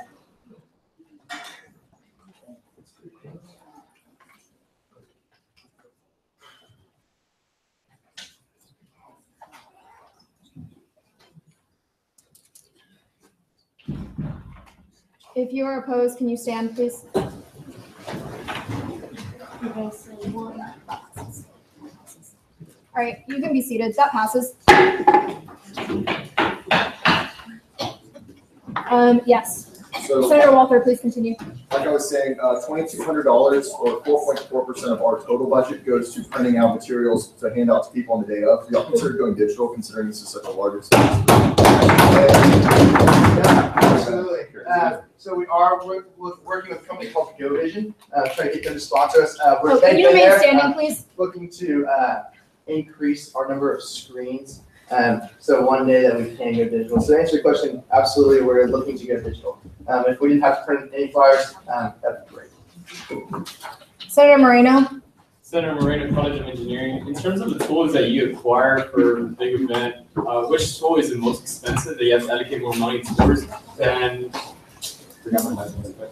Yeah, that question. Yeah, absolutely. Sure. So if you wouldn't mind going to the next slide, I believe it is. So this is a breakdown of all, but this is a breakdown of how our spending for the last year's tool purchases was broken out. So the big ticket items basically are our shovels, our rakes, and our head shears. So we had to replace several head shears because unfortunately those get broken a lot. And we had to purchase, like I said, purchases over $10,800. And then we also purchased paint for residents that can't afford or don't, or ask for us to provide white paint, for us to get paint with them, and that's also a large expense as well. We have to replace those brushes and paint gallons and paint rollers. Does that answer you? Senator Walker. Senator Walker, off campus, y'all said that y'all had a decline last year in participation. What are y'all doing? You said that was because of t-shirts or whatever, but what are y'all doing to remedy that? Yeah, absolutely. So we have 2 new recruitment executives who are killing the game in that sense. So at the end of last year, we completed a survey. You guys may have gotten an email about it and kept sending it to you if you didn't fill it out. Basically, we wanted to know like your basic information and your thoughts on the big event. And basically, we're working with Student Lifestyle Studies, second floor Cole this year. They're analyzing that information for us.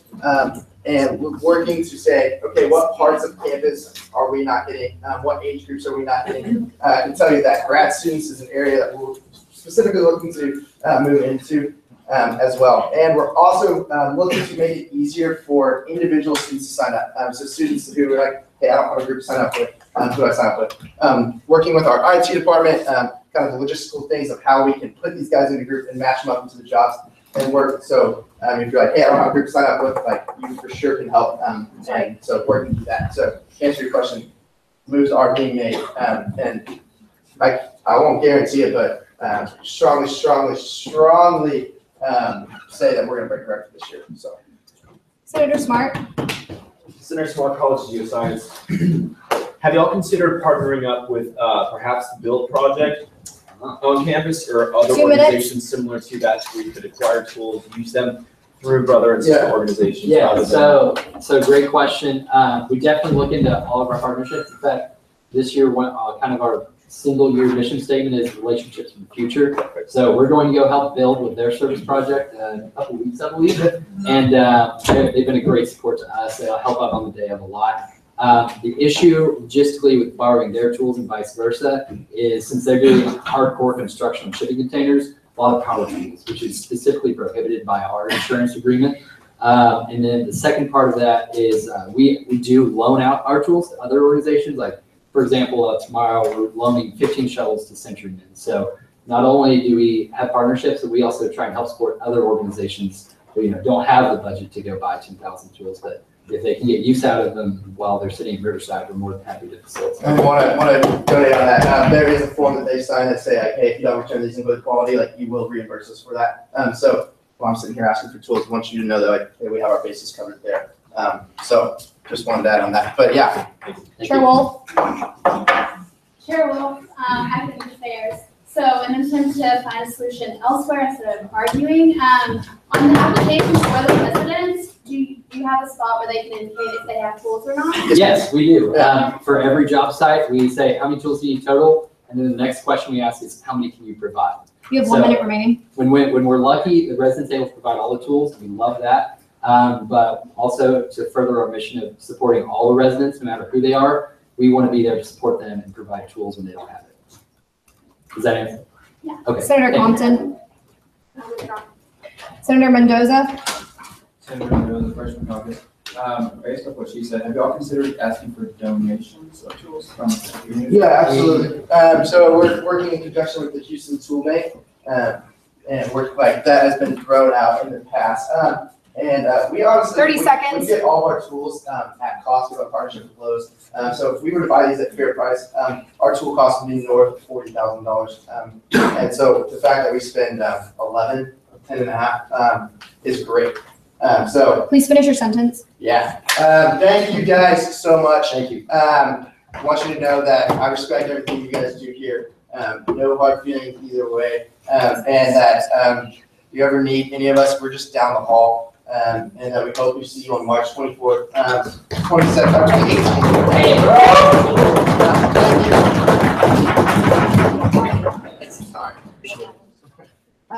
Now, since we're still in open forum, Matthew Etchells from the GPSC, thank you so much for being so patient. We have 5 minutes starting time. Yes. Okay, howdy. It's a lot of presentations. Okay, so my name is Matthew Etchells. I'm the Graduate and Professional Student Council President this year. Some of you may know Paul Tackley from last year, and I think some of you may know Chris Nygren, who's been the EVP for the last 5 years, 11. Okay, some of you may know me. I know Nikki, because I taught Nikki. I'm an instructor here as well. I taught her for about 4 years. And this is my 4th degree in the 4th country. Okay, so I've been around. This is by far the best university I've been to. I'm just going to hand it to you whilst I'm talking. Okay, so why should we and the Senate, why should GPSC and the Senate collaborate? Okay, there's a couple of reasons. One, this is our 50th year. So if you're going to be nice to us, be nice to us in the 50th year. Okay, that's reason one. All right, that's 1967 is what the GPSC looked like. How long do I have, Jasmine? 5 minutes. You were about 4.5. You have about 4.5. This is 1967, and you can see 2017 this year. So we've expanded and we've diversified. And as some of you will know, 90% of the graduates are international students. Okay,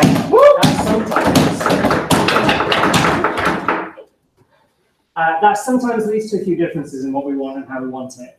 Okay, but we have many shared objectives. For example, Student Research Week is a shared objective that we have. And if you look at the numbers, we had 397 undergrads, 398 graduates participating in Student Research Week. This year, we think we're going to hit about 850 to 1,000 participants and about 1,300 to 1,500 people involved in Student Research Week. So it's going to be huge. And we're in conversation about moving it to the conference room in the new hotel and actually use it for something. Okay, so we also have shared values as well. So, sorry, did you all hear that? So we also have shared values as well. We all love red, right? We have a lot of shared values in terms of student government. So we do send graduate students to Washington to lobby at the state level. I think you do a similar operation for yourselves. There are some times where we disagree. Some graduates tend to be a little bit more liberal on occasion than undergraduates, so there are times where we do disagree on some legislation. I'm talking to Bobby and I'm talking to Jasmine about how we move forward with that so we can get the best representation for us. At the end of the day, we're all Aggies. So the piece that I need from you to take away from me, it's a real short presentation to finish on, the piece for me is what I want to do is collaborate with you all as an organization, okay? I'm coming in fresh this year. And I understand in previous years there's been some differences between the Senate and the GPSC about how we want to get things done. A lot of you are nodding. Yeah, so I think there's been some differences. We all come from the same place. We all come from A&M. And when we leave here, the one key thing we'll look for in a room is that Aggie ring, and that means that we're family. Okay? Now, I'm from England, right? And my mum has a rule that we don't go to bed on an argument. So whatever's happened in the past between the GPSC and the Student Senate, we want to move forward so that when we all graduate from this university, whether it be 18, 19, 20, 21, okay, good luck getting your whips in there, we all want to move forward together, okay? So if you see me around campus, please stop me, please talk to me. You can email me through our website. Jasmine has my email, she will share that with you quite freely. Okay, Jasmine has my mobile phone number, she will share that with you quite freely. Okay, even you, Nikki, don't worry. All right, so I want to make sure that we move forward. If you need something, if you're thinking about something, let me know so we can think about it too. We have a lot of common shared values, okay? We don't see, from us as graduates, our perspective right now, is we don't see a reason why you should make life choices such as waiting to have children until you graduate, okay? And that's a big piece for graduate students at the moment. We don't see why you should have to use a different bathroom or no bathroom based on how you choose to live your life. That's a big piece for the graduates right now, okay? We don't see why somebody else should choose that you're in the country or out of the country, considering the choices that your parents made. That's a big piece for graduates right now, okay? So there are some pieces that we can really align on moving forward, all right? I'm not here to ask you for any money.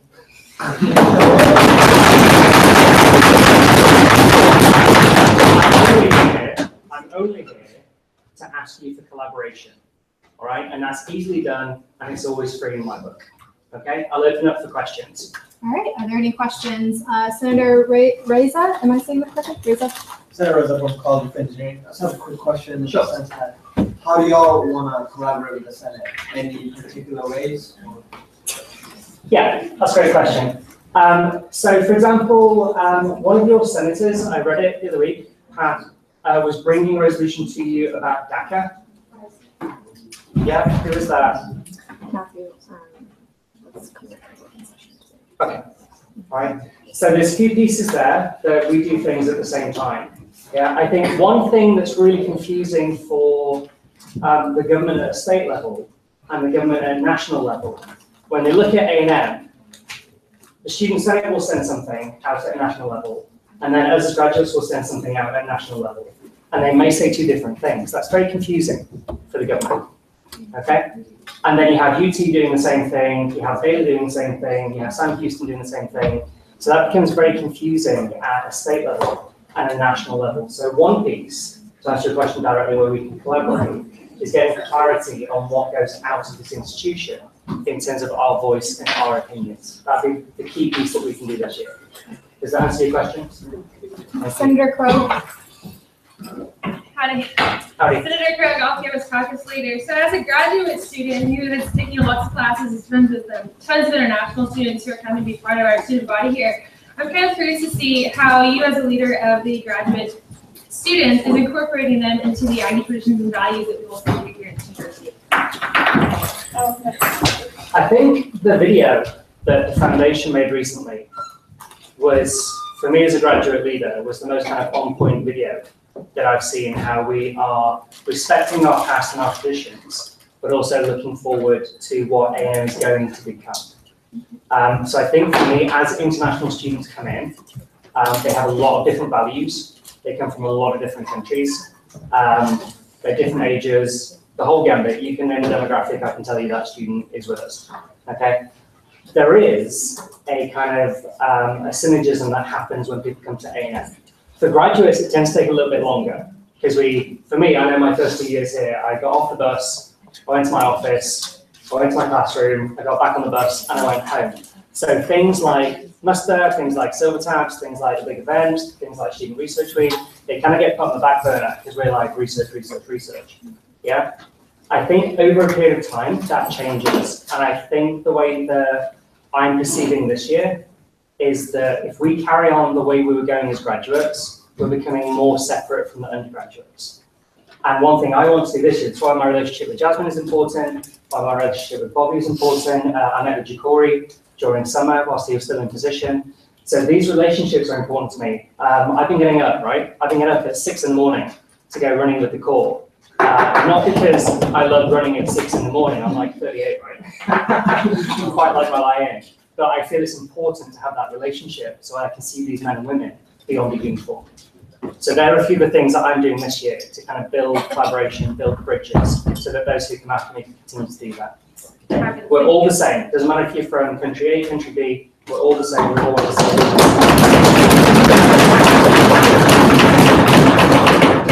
Are there any other questions for the presenter? Seeing none, thank you so much for your time, Matthew. Okay, thank you. Hope that was worth the wait. All right.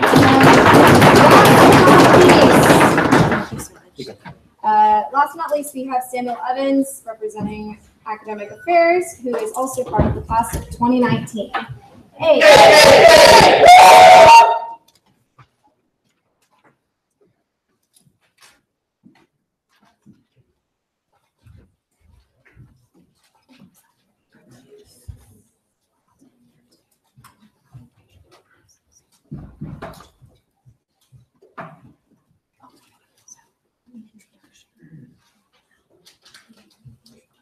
Howdy, Senate. Howdy. So I'm coming before you today on behalf of Academic Affairs. And so I'm not sure if you got the email from President Young today about the Puerto Rico concert.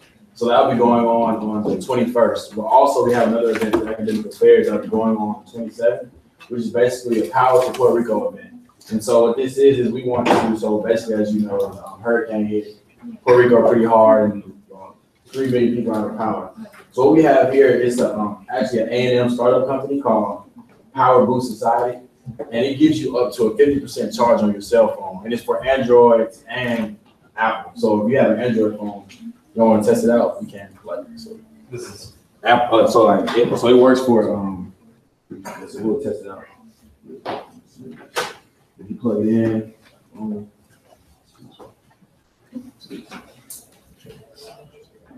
All right. Not exactly, but yeah, so it works. But it does work, and I think this one is out of juice right now. But so it works for Android and Apple. We're looking to send to about 3,000 of these to Puerto Rico on behalf of A&M. So I'm looking to have a meeting with President Young and Dr. Pugh in the upcoming weeks to talk to them about new initiatives to raise funds for this, and all proceeds from that event that I have on the 27th is with Red Auditorium. We're looking to sell about 2,500 to 3,000 tickets for that. We're still looking for artists and things like that. We're looking to partner with other Greek organizations. So you have a Greek organization that would like to be a part of this initiative going towards Puerto Rico. You have a student organization that would like to be a part of doing this for Puerto Rico. Please let me know. We're looking for opening slots for that. And thank you. All right, are there any questions for the presenter? Seeing none, the period of open forum has finally closed. I think that was probably the longest open forum we've ever had. But we will now move into a approval of the September 20th minutes as well as the special session minutes. Are there any objections to the approval of the minutes? Seeing none, the minutes pass by unanimous consent. We will now move into a period of confirmation of 3 ex officio officers, aka our fish shades. Would our fish shades please make their way down to the fish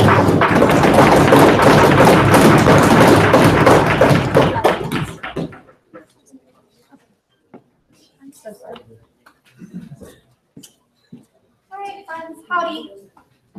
Howdy. So today we will be confirming these 3 as ex officio officers. For those of you who aren't really familiar with fish shades is a flow that is kind of like a direct pathway into SGA. So they take 50 individuals, 25 men, 25 women, and then they are placed amongst SGA committees. So these are our 3 awesome fish shades who are going to be with us for the duration of the year. We are so excited to have them. They've been doing an awesome job. And I want to be able to confirm them as ex officio officers, which means that they only have the ability to ask questions, and then they have the title of an ex officio officer as well. So that's going to give them as much of exposure as possible, as close as being a senator as possible, being in this room as a fish shade. So with that, I am open for questions. Are there any questions? Okay. Oh, sorry, Senator Ogier? Senator OJ Cortez-Cargas. How is how is our interaction gonna work? Like, will they be placed on committees? Will there be mental roles and stuff like that? How will we- So I know that not everyone was here at the special session, so I'll just go over it again really quickly for everyone. So we really want to make sure that our fish aides do not feel like the intern. We do not want them to be doing a lot of grunt work. That's not the goal of them being here. So what we're going to be doing is they're going to be cycling between me and Courtney. I go to meetings probably about 9 to 10 times a week. So they will be going with me to whatever meeting that they are available for so that they can get that exposure to what I do, also to what Courtney does. They'll be working with her behind the scenes on different projects administratively. And then tonight they will also be picking a committee where they will be working on legislation within that committee as well. So they will be interacting with you guys directly and hopefully cooperating with you guys on legislation. So please see them as your equal because they are. So Senator Musil? Hey, Senator Musil, on campus, would it be too much to ask that they give a brief introduction of themselves? Of course. Go ahead. Cool. I'm Siyash Gupta. I'm from Kingwood, Texas. I'm a public health major, and I can't wait to be. I'm David Brookins. I'm from Coral Springs, Florida, and I'm studying engineering. My name is Erica Pauls. I'm studying political science. I'm from Corpus Christi, Texas, and I'm really excited to the opportunity that you guys can give us. 1 minute. Are there any other questions? Oh, sorry, Senator Banks. Senator Banks on campus. Mr. Brookins, what kind of engineering are you thinking about? Mechanical engineering. Cool. Are there any other questions? Any other questions? Okay, seeing none. Alright, so you guys will start outside.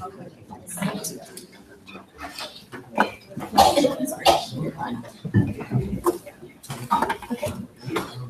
So is there any debate against the confirmation of our 3 ex officio officers?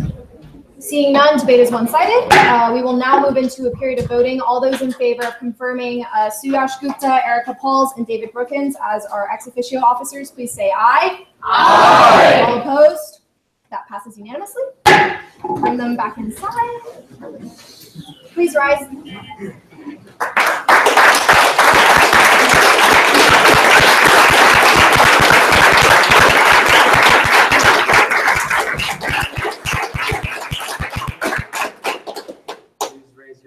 And repeat after me. I state your name. Do solemnly swear. Do solemnly swear. That I will faithfully execute to the best of my ability. That I will faithfully execute to the best of my ability. The duties of the office of teacher office. The duties of the office of Ex officio office. For the Texas A&M University Student Government Association. For the Texas A&M University Student Government Association. To uphold the honor of the same. To uphold the honor of the same. At all times to protect the welfare of the student body. At all times to protect the welfare of the student body. And to promote good relations between the students. And to promote good relations between the students. And those concerned with the university. And those concerned with the university. Congratulations.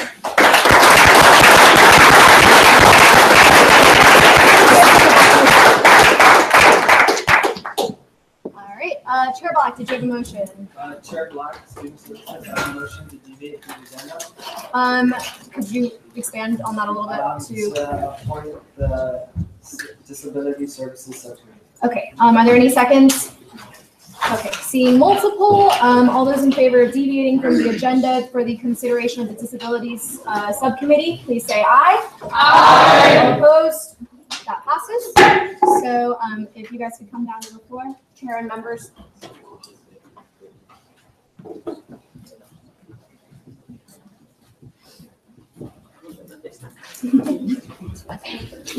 You have 5 minutes starting at Howdy.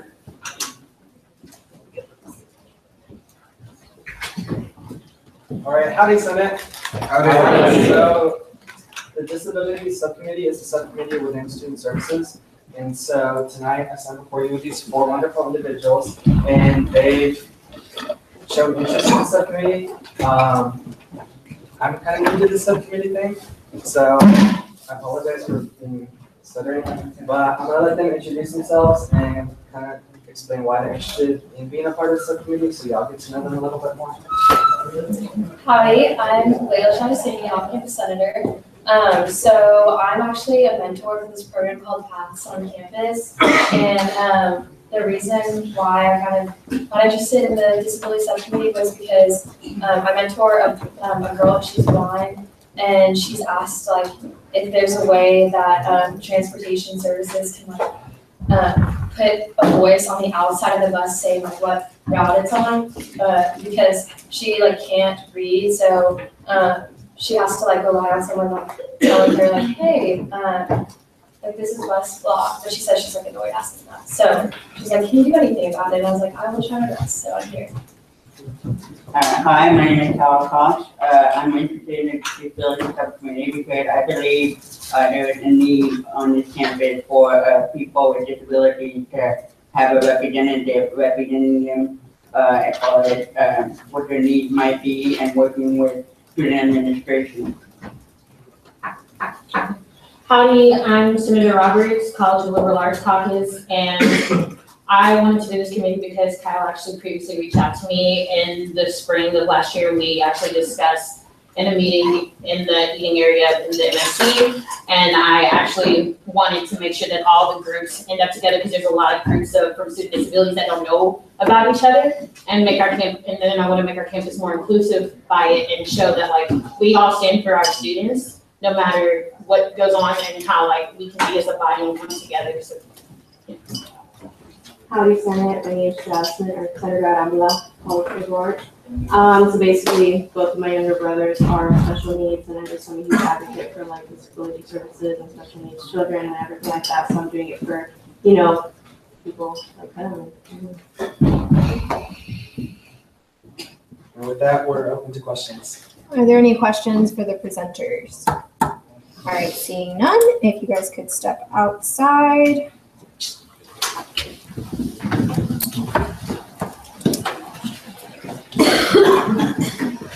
All right, is there any debate against confirming these individuals for the disabilities subcommittee?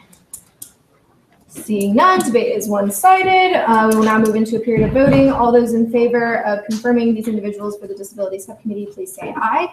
Aye. All opposed? That passes unanimously. Please bring them back inside. Please rise.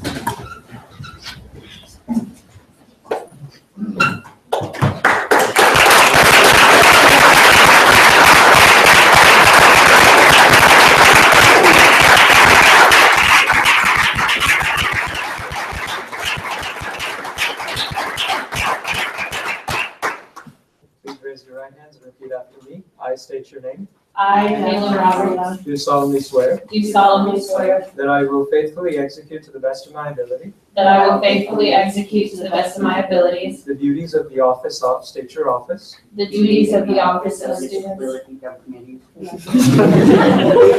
for the Texas A&M University Student Government Association, with the Texas A&M Student Government Association, to uphold the honor of the same to uphold the honor of the same, at all times to protect the welfare of the student body, and at all times to protect the welfare of the student body, and to promote good relations between the students and to promote good relations between the students and those concerned with the university. and those concerned with the university. Congratulations.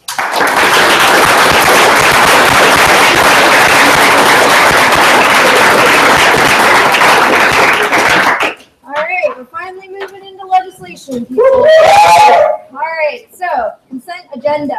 We'll now move to a period of consideration of the consent agenda. So are there any objections to the consent agenda? Yes, Chair Economides. Chair Economides, legislative affairs, I. Which part of the consent agenda?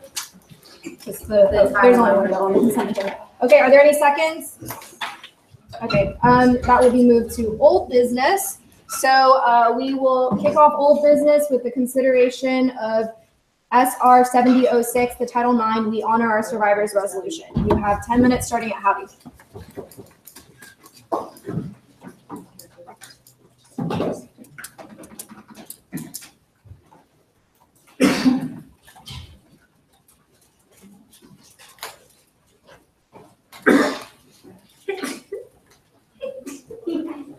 Howdy, Senate. Howdy. Okay, so I'm Katina and I'm Jillian. So we're just here to talk to you guys about the resolutions that we put together. As many of you guys know, Secretary of Education Betsy DeVos made plans to roll back Title IX regulations. She hasn't specified what she wants to roll back. All she has said is that she wants to roll them back, and basically to lessen the process of like the accused, to just kind of make it make it easier for them. A lot of people have spoken out because it'd be decreasing the severity of the case and the victim, and kind of making the victim's case not as important as it really is. So I'll let Jillian. There are statistics that say that 90% of sexual assaults are reported anonymously. So we were just concerned with the fact that if she does decide to make action against this, that there will be less reports of sexual assault because the victim will have less protection in the whole matter. So basically, this resolution is saying that the Student Senate stands behind our survivors that are on our campus, and we're going to work to ensure their safety. It also goes in to say that we're going to be monitoring the situation, and if Secretary DeVos does act and roll back things, we're going to kind of take that into consideration, talk to Title IX, talk to Step In and Stand Out, and talk to correct people of administration, and then act accordingly, because our survivors on our campus are Aggies. They're Aggies just as much as we are. And so we want to make them feel important and safe on our campus. So that's basically it. Do you guys have any questions? Are there any questions for the presenters? Yes, Senator Sweet. Senator Sweet, Liberal Arts. Just out of curiosity, why, instead of waiting for Secretary DeVos to come out with these changes, instead of waiting for that to come to the resolution, why just basically state that we stand for our students? So I was just curious a lot of reason. So we did a lot of research before we decided to do this, and then when the BAT wrote an article about it, that was kind of what pushed me over. I was like, all right, we need to do something about it. Other schools have made similar resolutions to us. I think Notre Dame was the main one we looked at, University of Michigan. They all did that, and Step In and Stand Out is so big on our campus that as being chair of legislative affairs, I wasn't going to let go. Not only that, but like we feel that like as Aggies, we are a family. And so like no matter what happens, like we want our students and everyone around us to know that like no matter what, we are here for you. Like Senator Crowe. Senator Craig, off-campus caucus. So just reading over the bill, I completely support the idea that y'all have here with the being able to protect people that have been victims in the situation, but it says in whereas 4 that the means of reporting is supposed to allow those accused a fair due process. And so my question to y'all is, would this be offsetting the balance where, we remove the rights of some to give rights to another? Is everybody equal under the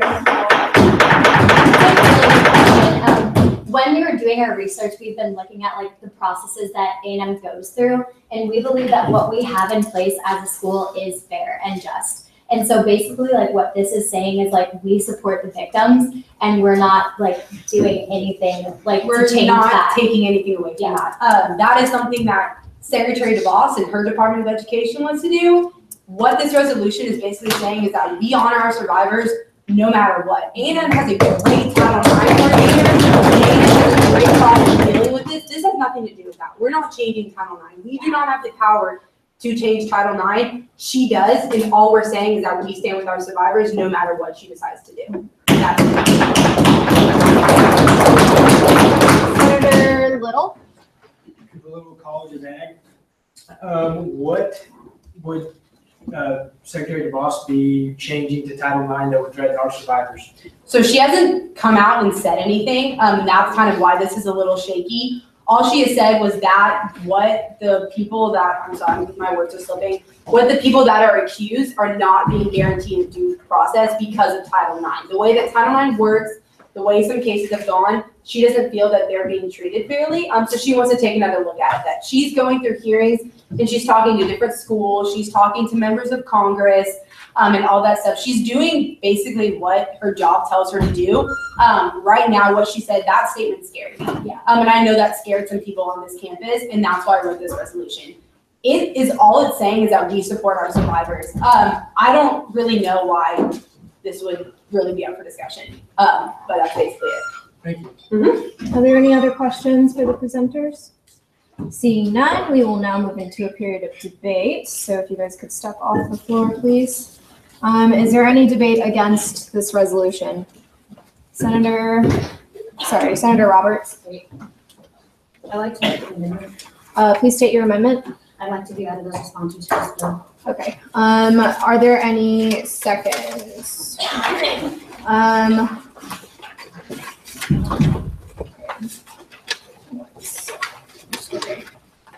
So all those in favor of, actually, is there any debate against the amendment first? Seeing none, debate is one-sided.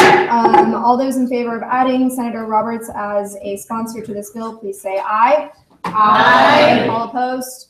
All right. You still have the floor.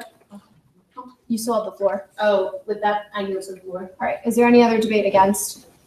All right. Seeing none, debate is one-sided. We will now move into a period of voting. All those in favor of passing SR 7006, the Title IX We Honor Our Survivors Resolution, please say aye. Aye. All opposed? That passes unanimously. All right, so now we will move into old business again and consider SB 7002, the SGA budget fiscal year 18 bill. I would like to remind the body at this moment that this is going to be presented line item by line item. Every single cut and justification will be listed this evening. That is the way that it was supposed to be done during the special session, and it was overlooked. So I just want to remind the body that the reason that we are doing this is so that you are all involved in the process. I ask that you pay attention, and I ask that you take value to this because this is extremely important.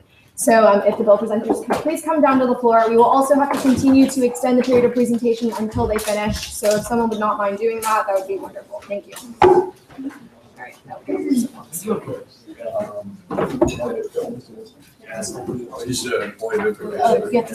Yes. Senator Ogier. Advanced Caucus, just out of curiosity, is all like $50,000 of the funds like put out, or do we like hold any? We haven't. Let's get to that. Well, yeah. So to answer your question, they have retained $1,000, but that they've made amendments tonight. So we now have $400 remaining, I believe. Yes, gentlemen. And that $400 is being reserved because certain people are waiting on lockers, and if they get approved for those lockers, that money goes to them. So we have absolutely no more money to give. All right. Whenever y'all are ready, gentlemen. Okay, howdy, Senator. Howdy. I'm going to start by reading a letter from Chair Day. She can't be here, so she says, "Howdy, Senate. I'm sorry I'm not here to present this bill for you. I'm currently out of state presenting at a conference. My team and I have worked long and hard to put this in front of you. They know every aspect of this bill as well as I do, and I know they'll do a great job giving answers and explanations for any questions you might have. I'll also be watching via the live stream, so in the off chance there's any issue with answering a question, I'll try to get the answer to the body as soon as possible. I'd like to warn the body that going through this bill will take a long time, but it deserves your undivided attention. The amount of money the organizations are allocated will impact their ability to operate for the entirety of the next fiscal year, and every senator in this room should be aware of exactly the justifications behind the cuts we have made. After the presentation is over and all your questions have been answered, we have an amendment to present the changes some amounts of the line items based on appeals made by the organizations and a few clerical errors. That's Taylor Day, Finance Chair.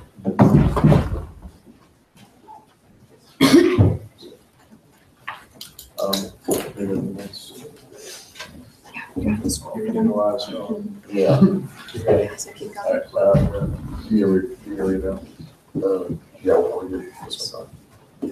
you guys want to start on the whereas, or do you want to start on the chart? The chart. Let's go to the chart. Whereas we have money. Okay, I guess we'll just go ahead and get started. So 12th Can, they're asking for $235.32 for phone lines, with postal services being $42, printing, copying 30, I'm assuming it's a miscellaneous charge, office supplies 35, envelopes and thank you letters 15, and bags for clients 100. That totals that amount to be $457.32. Okay, so from the 12 Can, we cut $100 from their operations section. Each of the budgets are in 3 sections: operations, programming, and other, I think, miscellaneous. So we said that we hope for a greater push towards reusable or recycled bags. They don't use those right now, so that's why we cut from their operations. All right, thanks. So for programming, we've got stickers, magnets, cups, posters, and board supplies at $100. Flyers from the Open House for fall and spring, profit shares, info and resource tables, and miscellaneous events at $60. And promotionals to gain notoriety and widen their client base at $100, with some Aggie Moms Club travel at $100 for $360 that we've approved. For programming, we cut $50. Due to budgetary constraints, we decided to limit advertising allocations for all organizations.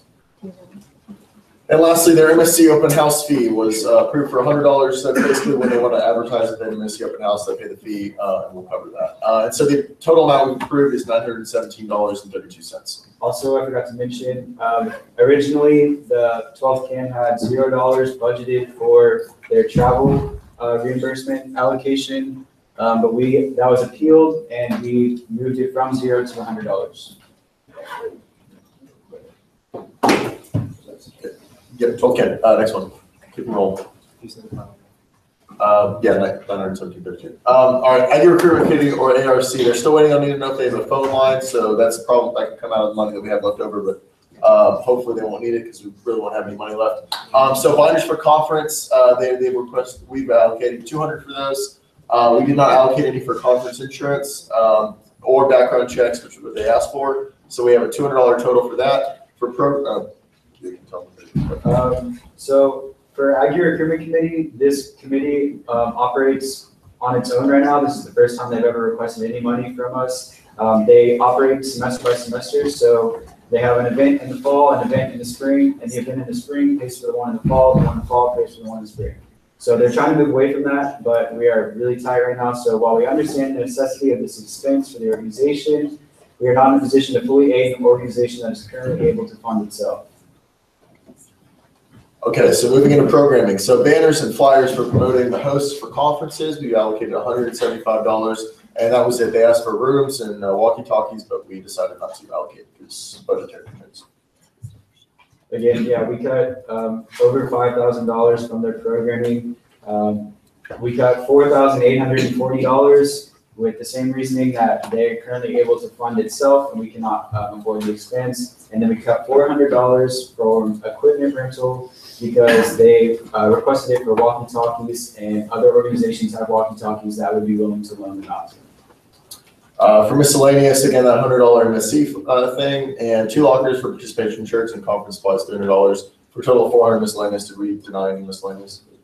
And yeah, they had an appeal, but because it was beyond the deadline, it was not granted to the party. Yeah, so it was automatic denial of their appeal. So that's ARC, and they approved for $775. Wait, I'll take this one. So this is alternative spring break, starting with operations. We have allocated $75 for stamps, $100 for sunscreen, first aid kits, and trip folders. We have withheld additional mailing supplies in stamps under stationery items, and then we have allocated $189 for their insurance policy for the 60 students that participate. So from operations, we cut $70 from first aid and sunscreen because we consider those to be more personal needs and not organizational needs. And then for stationery items, we cut $57 due to budgetary constraints. We decided to limit postal items for all organizations. This line item was also listed in the wrong location and has been moved. Under programming, we have allocated $100 for yard signs. We have allocated an additional $50 for the facility for the Never Ending Journey, which is a fundraising event for the organization. We have also allocated an additional $50 for catering for the Never Ending Journey, which is their fundraising event. So we cut advertising by $50 because, like, for every organization you will hear this, it's like we cut advertising from every organization. And then we also cut from their Never Ending event, or Never Ending Journey, sorry. They last year they were able to get their venue for free, so they had like leftover money from their event last year, so we decided to cut, so hopefully they can do the same thing. Under miscellaneous, the only expense there is the fall and spring registration for the open house, and that is for $100. Moving on to big event. So big event under operations, we have granted for phone lines $273.97.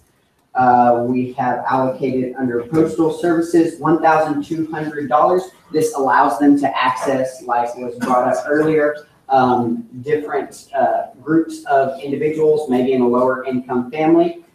We have allocated $2,200 for printing agendas, job site information, organizational packets for students on the day of information, and then ink, paper, toner, all for their printing supplies.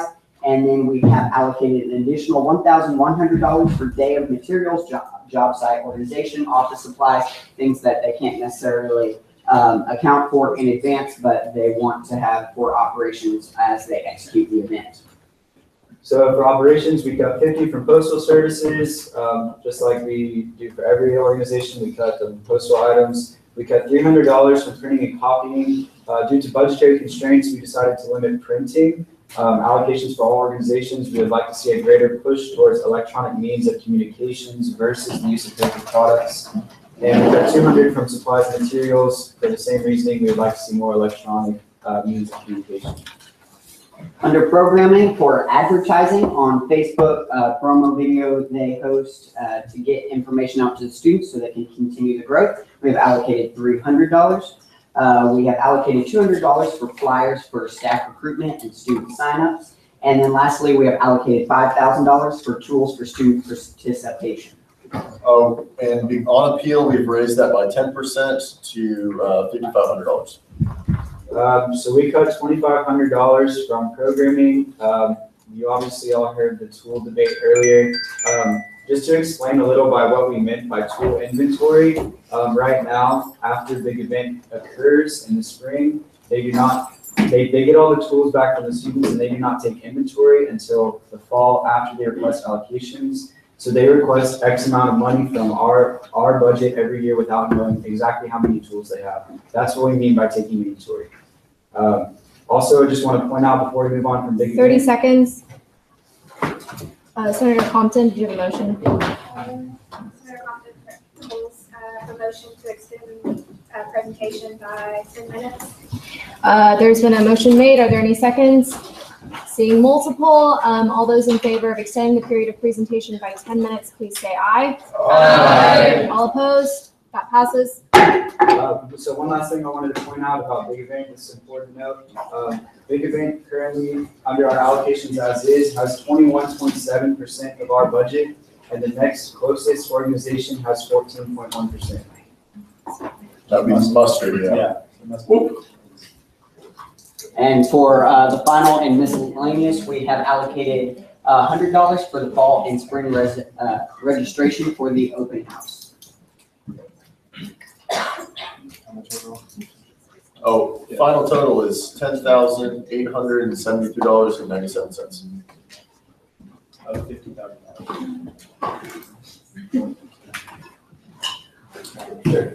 Next, we're going to move on to the Tandem Career Deposit. Under operations, you can see that if needed, we kind of consider potential allocation for phone lines. Additionally, we've allocated $65 for postal services for thank you cards for donors. Additionally, we've also allocated $100 for vouchers, terms of agreements, and surveys for printing and copying. $60 allocated for envelopes and supplies and materials, and $100 for the aforementioned thank you notes. Additionally, there's $100 for hangers, plaques, and shoot tags, which we believe were necessary for the operations of the Tandem Career Deposit. So from operations, we cut $35 from postal services and $50 from stationery items. Same thing as the other organizations, postal and stationery were cut. And we cut $200 from other. We understand that the items, that was from the hangers, we understand these items are vital to your organization, but due to your organization's apparent ability to operate independent of our allocations, we have decided to make cuts. Career Closet has been very financially responsible, and they are in a great position, unlike some of our other organizations with us. Under programming, we just have an allocation of $100 for time advertisement and get the word out. So we cut $100 from banners and flyers. Various different organizations, committees, and colleagues have stated their plans to hold free headshot events. As we have chosen not to allocate money, they requested $100 for a headshot event. And they also, yeah, sorry, actually that was $250. And then we cut $250 from programming for food. Due to budgetary constraints, we limited food allocations for all organizations. Moving on to miscellaneous, we have allocated $100 for the MSC open house fee in the fall and the spring. That brings the total for Career Closet to $625. Moving on to carpool.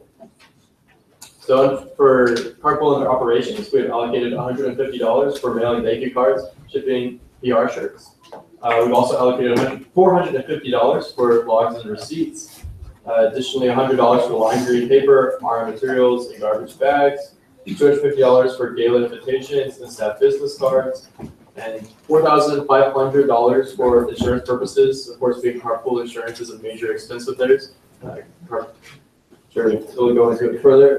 Additionally, we've allocated $775 for fuel for operations, which obviously. Yeah, so what we cut from carpool was $325 from their gas. We understand that the items are vital to their organization, but due to your apparent ability to operate independently of our allocations, we have chosen to make cuts. We had to cut from every single organization that requested allocations, so you're gonna hear that a lot. That brings the allocation total for carpool to $6,225. One thing to note about carpool is that they're needing funds for a move. They're building a new house. The city of College Station is reclaiming their old house as unsafe for the kind of organization they run. And so funding for them is quite tight, and so we made every possible effort to ensure that we were able to back them as an SGA organization this past allocation session. All right, next we have, COSGA. Sorry for the acronym. All right, starting in operations, the phone lines, we allocated $312 for phone lines. Programming, we allocated $250 to lodging, hotel stay for TAMU committee members in Houston driving to the conference. We also allocated $300 to travel expenses, travel to and from Houston for the committee members via shuttle bus. We also allocated $250 for food to feed the committee members in Houston, and the total for $800 in total. All right, so we had to make a lot of really tough cuts for COSGA. We cut back $250 for banners and flyers. As you can see, the similar trend of cutting advertising for everybody. We cut $750 for lodging, just from budgetary constraints. $2,700 for travel expenses, and a lot of these programming cuts came from they're moving the conference to Houston from College Station, so there's a lot of logistical difficulties with that, and so we had to cut back because our allocation did increase based off of that. Also, yeah, COSGA is one of the new organizations, so they have never received an allocation from us. So that was another reason for a big cut from them. And then miscellaneous, we allocated $50 to their MSC open house fee. We also allocated $150 to the coldest storage locker, and that totaled $200, with the total allocation amount for COSGA of $1,312. Next, we have the SGA Development Commission. We allocated $276.50 to their phone lines. We also chose to allocate $300 to their postal services, their first order of new campaign, and that was a total of $576.50 for their SGA Development Commission operations. Is that development? Yeah. So we had to cut $350 from their advertising budget, similar trend. Had to cut advertising for everybody, and then just $25 for travel expenses, just a small little bit that can help us with the budget. Next in programming, we allocated $350 to advertising for the brochures and association and foundation ads. We also chose to allocate $200 to the promotional purchases, the first order of starting a new campaign. We also chose to allocate $125 to travel expenses for fuel for traveling and speaking events.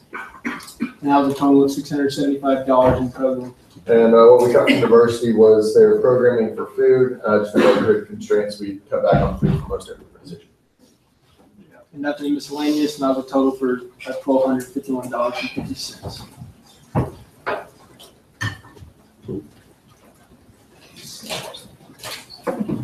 All right, next we have SGA Diversity Commission, and in operations we chose to allocate $30 to printing and copying for their meeting agendas and other miscellaneous printing needs. We also chose to allocate $20 to the supplies and materials, their office supplies for meetings, as well as an additional $30 to stationery items like thank you notes and faculty and supporters. And that was a total of $80 in their operations. Next, we chose to allocate a total of $450 to the programming, starting with $100 to advertising for Facebook and just paper literature around campus. We also chose to allocate $50 to their banners and flyers. They needed a new banner. We also chose to allocate $50 to equipment rental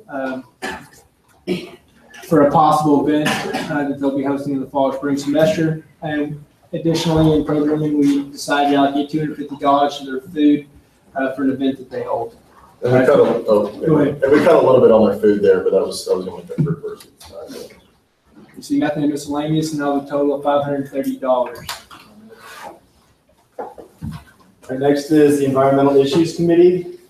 We gave them $50 for stickers, flyers for promotional purposes. We gave $150 for tablecloth pens and keychains. We gave a total for operations of $200. For the programming section, we gave them a $50 allotment for a battalion ad on Earth Day and $150 for a banner on Earth Day. Gave them $250 for kayak and tent rental for their river cleanup. Gave them $50 for a campsite fee for their river cleanup. We gave them $250 for food for the river cleanup day and Earth Day. 1 minute. Chair Black, did you have a motion? Chair Black, Student Services, I motion to suspend the rules presentation. A motion has been made. Are there any seconds? So for new senators, what this means is we're gonna just not limit the period of presentation to 10 minutes. So that means, they can go for as long as they need, and then we're gonna still do 5-minute Q&A. That way nobody has to bring up a motion every 10 minutes. Are we all clear? Great. All those in favor of suspending the rules relating to the period of presentation? Did you have a point of? No, I'm just. Oh, okay. All those in favor of suspending the rules for motion of presentation, please say aye. Aye. All opposed? That passes unanimously. So that brings their programming total to $750. Okay, so we had several programming cuts. Again, $50 just because of advertising. We cut advertising for basically everybody. $60 in travel expenses. Just we can't allocate that $60 just because we kind of cut back on everybody with traveling expenses. We cut $200 from programming for food, simply because we didn't really have the money to pay for it. Same thing with more food for programming. And for miscellaneous, we just had that $100 for their MSC open house fee. And Mitch has something to say about. So we cut $125 from their miscellaneous for a cold storage locker. They're on the wait list to get a locker. Our emergency fund that we have $1,000 is down to $196, not $400 like Speaker Williams said earlier. So it's $196 that we have left. So if an organization like this gets an MSC locker, that's $125 and we're out of money. So that's what we're dealing with right now. That is where we got it. And they requested $40 for money for awards, but we can't do that just because it's not really benefiting the street body. So in total, they got $1,050. Next is Executive Council. They got phone lines at $312. They got $300 for the Aggies Got Talent and other events category. We have a total for operations to $612. For programming, We gave them $250 for advertising through Snapchat, Facebook, and campus ads. We gave them $400 for t-shirts for Aggie Scott Talent. We gave them $2,800 for the Aggie Scott Talent rental for addition to the event. We gave them $200 for on the food section for engagement with students, bringing their total for programming to $3,650. And we had to make $200 in cuts. First, $100 in advertising, just because we cut everybody's advertising. $100 for promotional purchases. We just felt like we couldn't give that full amount. And $100 in food. We cut food from essentially the organization. Miscellaneous. We gave them $110 for the MSC open house for both semesters. Total of $110 for miscellaneous and a total of $4,372 overall. And to clarify why that's $110 versus $100, some organizations, because they're in transition, when the open house starts, they have to actually apply for the late fee. And so they're very responsible and let us know if they're going to need that 60 versus that 50. And so that's why there's a difference in that allocation.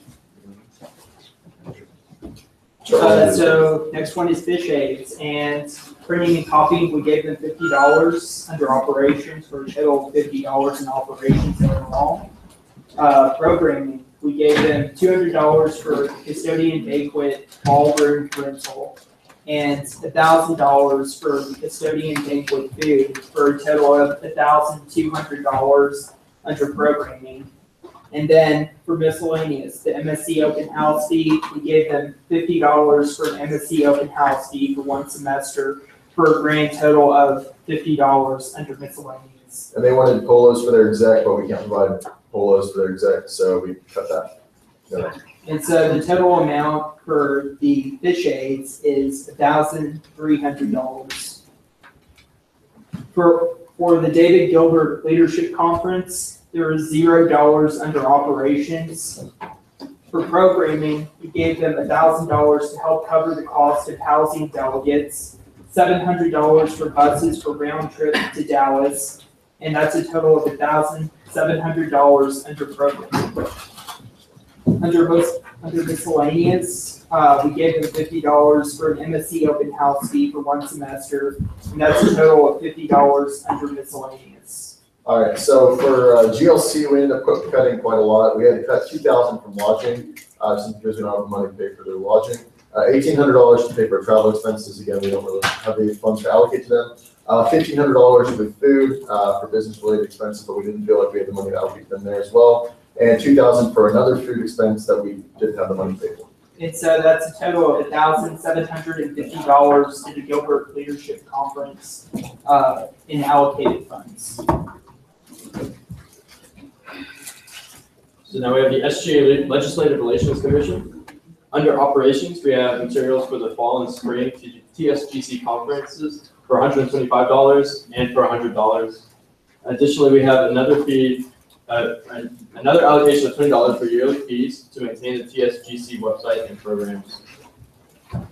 For programming, we have a $100 allocation for materials, again, for the conference, and a $300 allocation to provide for lunches for the representatives at the fall conference as well. And we cut $300 from that same allocation through to programming. Leaving us with $400 under programming and $645 overall. For Aggie Mustard, this was an extensive allocation. We provided for the phone lines $297.24. Additionally, we provided $495 for stamped postcards and a PO box. We allocated $900 for toner, retreat packages, RSVP charts, nameplates, post and information packets. We also allocated $150 for binders, staples, trash bags, pins, paper clips, office supplies. Additionally, we allocated $795 for the family welcome packets, the intricate letterheads, and the envelopes that they utilized during the Mustard Week. And we had to cut $320 from that operations budget under printing and copying, simply because we're trying to get everything to go digital, because it's a lot cheaper and we don't really have the funds to allocate that. For operations, that left us with $2,637.24 allocated. Under programming, we have a $90 allocation for advertisements for the purchase of sandwich boards. We also have $275 for flyer printing, Additionally, we allocated $1,000 for pins, buttons, coffee sleeves, stickers, backpack tags, and advertisement for muster. We also allocated $250 for camera and media equipment, $1,023 for the speaker gift, hotel, and transportation. A little clarification on that. The muster, prior to muster, they invite the speaker, the keynote speaker for the muster event to campus, and it's kind of a reward, not a reward, but it's an event for muster to allow its members and its committee to treat the speaker to an event to thank them for their presence on campus. As well as our speakers not compensated as well, so it's kind of incentive to return. Additionally, associated with that is an allocation for the speaker dinner of $1,200. And lastly, for the reflections display security guard, we allocated $317.28. This guard needs to be in place. Muster usually does this for free themselves. They post one of their committee members on site at all times. However, during the speaker dinner, this is, as I mentioned, an event for all of muster and all those associated with muster, and so they need to pay for a guard during that time to make sure that the possessions involved in the MSC are left secure. And unfortunately, we had to cut a bit from muster for programming, $300 for promotional purchases, just that's simply advertising, we can't afford that. $50 for equipment rental, simply because we felt like we had to maybe trim that down because our budget is pretty tight this year. $300 for programming for food and business related. We downsized a little bit on their food ask just because we don't have the funds. And that left us with a total of $4,155.28 for programming. For miscellaneous, we also provided for the fall and spring MSC open house fee, $100, and we also allocated $150 for the HGA storage locker, totaling $250. That's it. And so the amount we allocated to Aggie Muster is $7,042.52. For Aggie replant, under operations, we have allocated $20 for printing documents for the risk mitigation binders. We have allocated $5,000 for trees, an estimated of $250 at $25 a tree. That's the medium-sized tree, which lasts longer, as opposed to a smaller tree, which has a higher risk of dying, or a larger tree, which has a higher cost. We have allocated $8 for thank you cards, 10 counts at $3.99 a box, so that's 2 boxes for 20 thank you cards. And then $150 for the 325 volunteers this year at 45 cents a person for their insurance premiums. Fortunately, we had to cut quite a bit from operations from replant. We had to cut $10 from printing and copying. And for all you smart math people out there, we had to cut $1,500 from their original ask from, if you multiply the two tree numbers together. That brings that total, I think, to 5,178. And so just to clarify on the trees, they did take a cut there, and they have been working for sustainability. They were planning to have a tree farm, but that farm construction was halted. And so now they're looking into new possibilities. And so they're trying to move to financial stability, but just the circumstances this year prevented them from doing that. Under programming, we have $50 allocated for sandwich boards, the Eagle ad, and a Facebook ad. We have $50 allocated to printing flyers for the MSC open house and the banners for the replant day. We have $75 under promotional purchases for stickers and buttons for the volunteers on replant day. We have allocated an additional $75 for the snack food on replant day for the volunteers. Unfortunately, we had to cut basically all line items from replant. We had $250 cut from advertising because we had to cut everybody's advertising, $25 for promotional purchases and extension advertising, $200 for travel expenses. We hope that they're able to compensate for that, and $240 for food business related. We cut essentially every organization. That brings their programming to $250. And lastly, they have $120 for the open house fee under miscellaneous. As we said, in transition, sometimes they can't get that early registration, so they have to apply for the $60 fee both times. And that brings their total to $5,548 for Aggie replant. Under Student Senate, under operations, we have allocated a $40 cost for postage and mailing resolutions and bills that we produce here on the floor to who they need to be sent out to. And then $110 for letterhead paper, binders, office supplies, and business cards. We felt like we had to slash our own budget this year to kind of sympathize with some of these organizations. We cut 10 from postal services and operations and 40 from operations and stationery. So that brings our operation to 150 and our total budget for Senate this year, $150.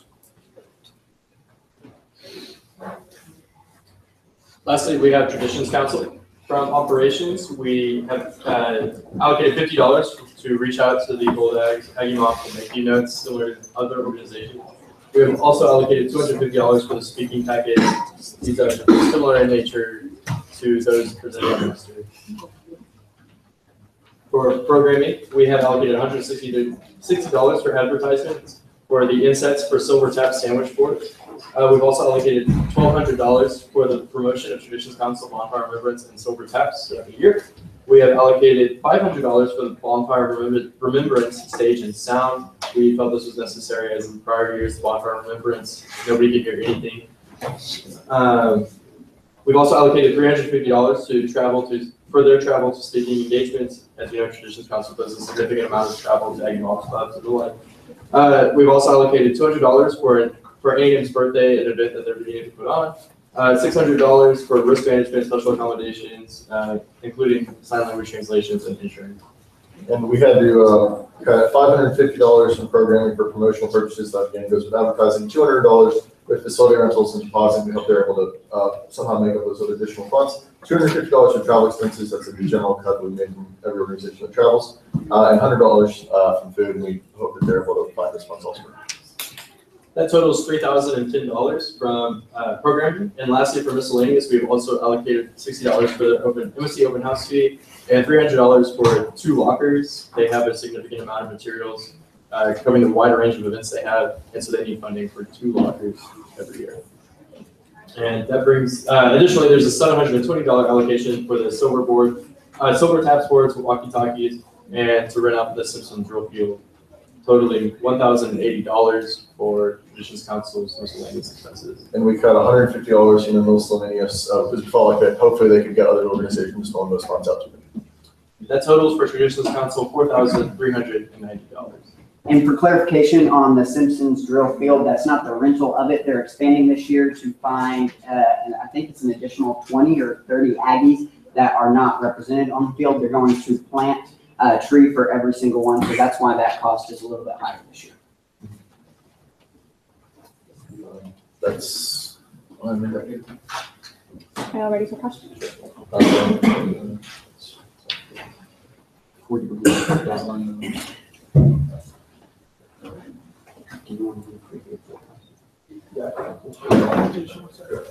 Okay, so that was it for line by line. Thank you for staying with us. There's a couple more things. We wanted to explain to you all the appeals process, just so everyone kind of knew what that was. The order of affairs for the appeals process this year was the finance chair sent out a personal email to every committee and organization that included their recommended allocations from the first hearing of the bill, as well as justifications for every cut.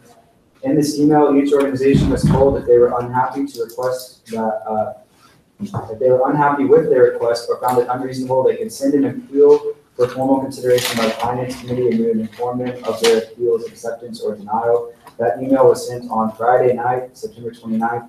A follow-up email was sent today, October 4th, reminding organizations that the appeals process and the deadline was at noon today. The follow-up email advised them that sending in an appeal for formal consideration was the suggested option, but that representing themselves in open forum and asking for an amendment to the bill and the order of their appeal isn't out of order.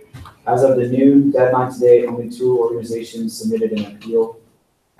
And then we did have amendments to the bill. The first amendment was correcting Senator Little's caucus from engineering to Coles.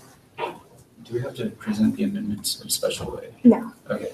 The second amendment was changing the 12 cans line item from their travel from 0 to 100. As we mentioned, that was their appeal. They submitted and we approved the $100 to them. On page 5, we changed the big events line item for tools from 5,000 to 5,500 after they submitted an appeal. And then on page 19, there was a correction changing the header from Student Senate to Traditions Council was printed. So I think that is all we have. It's all together.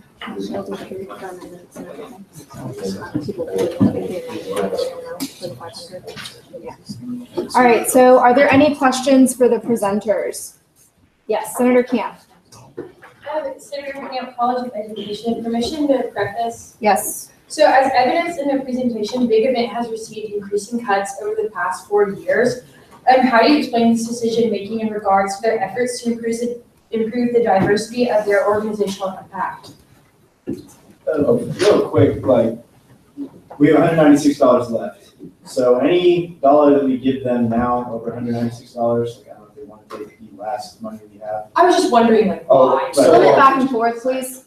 So, I mean, any money we take to give them now is going to come from muster. It's going to come from, like, I mean, there aren't that many organizations that have that much money to do this at this point. Like, if we gave them their full allocation for tools, muster would have their budget cut in half, and they're the second biggest thing. There's 18 organizations requesting money, and every single organization is cut. So, and they got 20% split 18 ways. So. Thanks. Are there any other questions for the presenters? Yes, Senator Moreno. Senator Moreno, College of Engineering. So last year, or I guess it was mentioned earlier in the meeting that the past 5 years the budget has been $50,000. Has an issue like this arisen before in terms of cutting several organizations, or is this year kind of a lot more difficult to manage and distribute money to different organizations? Yeah, we added a couple of new organizations, and so that increased kind of the strain on things. Additionally, everyone is expanding their focus and their mission to help students and help the community. And we allocated, we felt, to make the biggest impact on the students, on the community, and we allocated our funds to who could make a biggest impact. So like Big Event got the most money because we felt like they had the biggest impact. All of these. And just another topic or little note, us as a finance committee has plans to write a bill to the university to ask for increases for more than 50,000 because the organization is growing and the amount of students that they stay in is growing. So the student services fees that are being paid to the university are growing. So we are writing bills on it. And to go off what I said earlier to Big Event, it hurts our hearts to cut these organizations, to cut replant and to not allow them the full allocation of trees, to not allow Big Event to have every tool they need. It's hard for us to make those cuts, and we want to, and we are going to take action to try and do everything we can to make sure that's not an issue in the future. Senator Collins. Withdrawn. Senator Powell. Senator Powell, Engineering Caucus. Sorry. Commissioner Preface. So you mentioned you wanted to cut a lot from printing services. Yeah, I see like all these like budget forms. You have many of them, and that like 3-digit like budgets for printing. And so I was wondering if you even cut that, let's say $10 or $20 for each organization like the printing services to help them move toward digital. You could allocate that money toward other things that, like you mentioned, replan, you mentioned tools. I feel like even helping to purchase 10 more tools might be more helpful to the university than printing 100 papers. So I don't know how the numbers exactly stand out, just match up, but I was just wondering. So we already did cut Minute and a half from every organization. So we did do that, and a lot of Senator Roberts, do you have a motion? Senator Roberts, College of Liberal Arts, I have a motion to extend the period of question and answer by 3 minutes. A motion has been made to extend the period of question and answer by 3 minutes. Is there any seconds? Seeing multiple, all those in favor of extending the period of question and answer by 3 minutes, please say aye. Aye. All opposed? That passes. So we did do that already, and then a lot of organizations do have certain things that they need, like paper actually for like speaking packets and stuff that like for preparation. So we try to be like lenient, or we try to be as good as we can when cutting for printing. We already went through once and did all that. More than about 3 more times. It was a long meeting. Yeah. Senator Anderson. Senator Anderson, school business. So I know there's like a long period of us talking to those people that came in during open forum. Did that effectively change nothing whatsoever? No, so they appealed, and we added 10% to their tools allocation because of that appeal. Okay. So they do something. Limit back and forth, please. Yeah.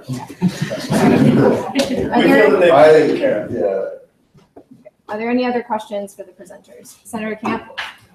Senator Camp, College of Education. I was just wondering if they're like the leftover funds that are for emergency, what happens to those if they aren't used? Do they roll over to the next year? They've been used like every year for the past 3 years, according to our chair day. And additionally, the $196 is probably going to end up going to the organizations with the lockers that are still getting approved, the phone lines they needed. So we actually don't have any money for emergencies for the first time in like, what you say, like two years. This is the first. If there's leftover money, it goes into the SGA endowment. It does not get rolled over to the following year. Are there any other questions for the presenters? All right, seeing none, we will now move into a period of debate. Ellen, if you could please step off the floor.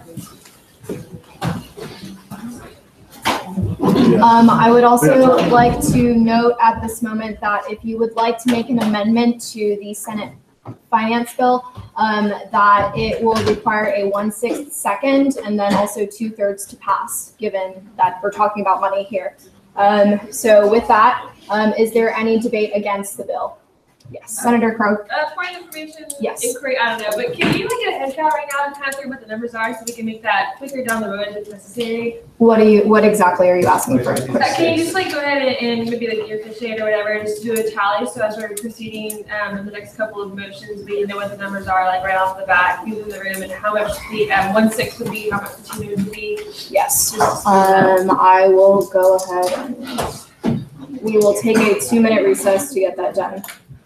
Yeah, but if everybody can. Yeah, if nobody, just please don't leave the room for the next 2 minutes so I can actually get this done. Yeah. Can you count? I don't count. That's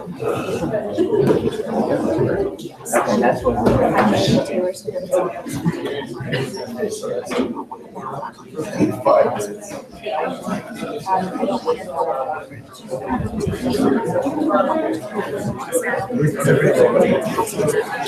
If you could please remain seated during this time, makes my life easier. Thank you. I can't house, I'm still not home for lunch.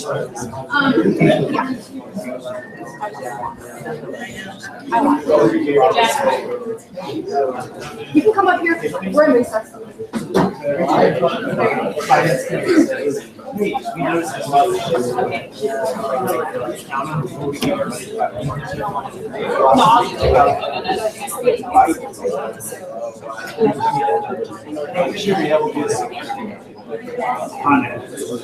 Don't worry. Yes. Well, yeah.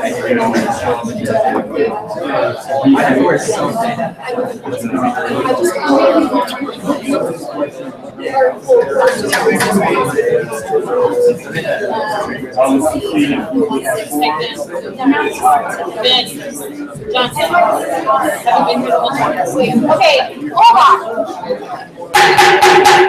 Okay, can everyone please be seated so that we can count because there's a lot of people who are coming in. All right, we're gonna, and then they come go and sit down with them later. I can't machine us, so we know. Oh, and they found out. Okay, can everybody just be seated, please?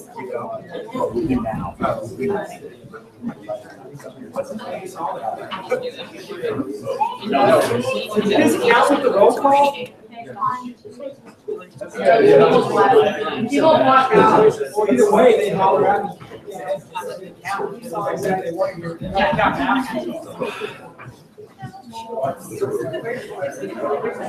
You don't want to yell? I'll yell. Say it all.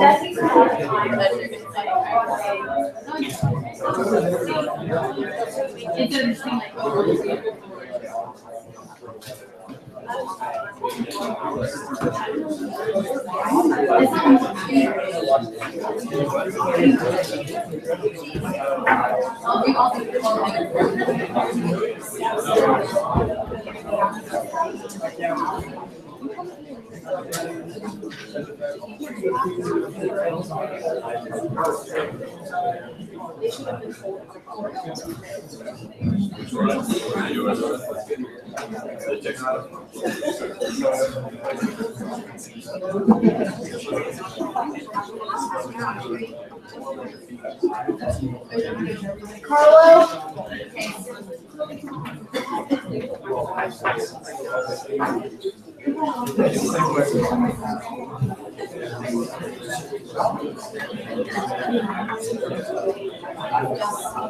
Yeah, this is really hard to do when people like aren't in their seats because I end up counting their empty seat and them.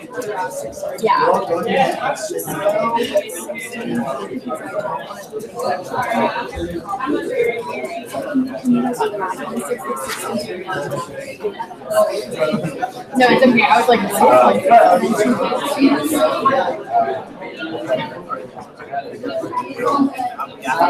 If it comes up now, there's an amendment. Yeah, I just wanted to let you know.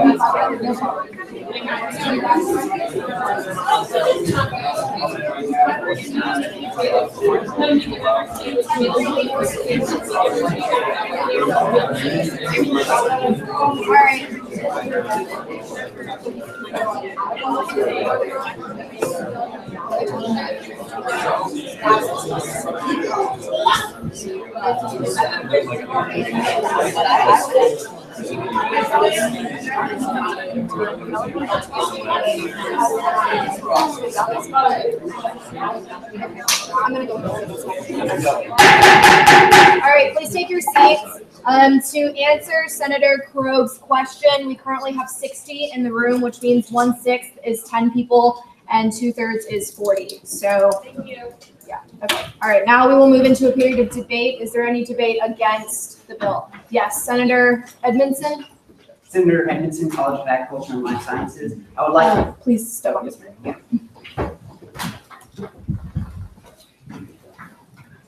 I would like to move to amend the bill and make the amendments posted in the email earlier this afternoon that added clarifications on Cooper Little's caucus, added additional money to the big event, and added some technical changes to the names on the last page.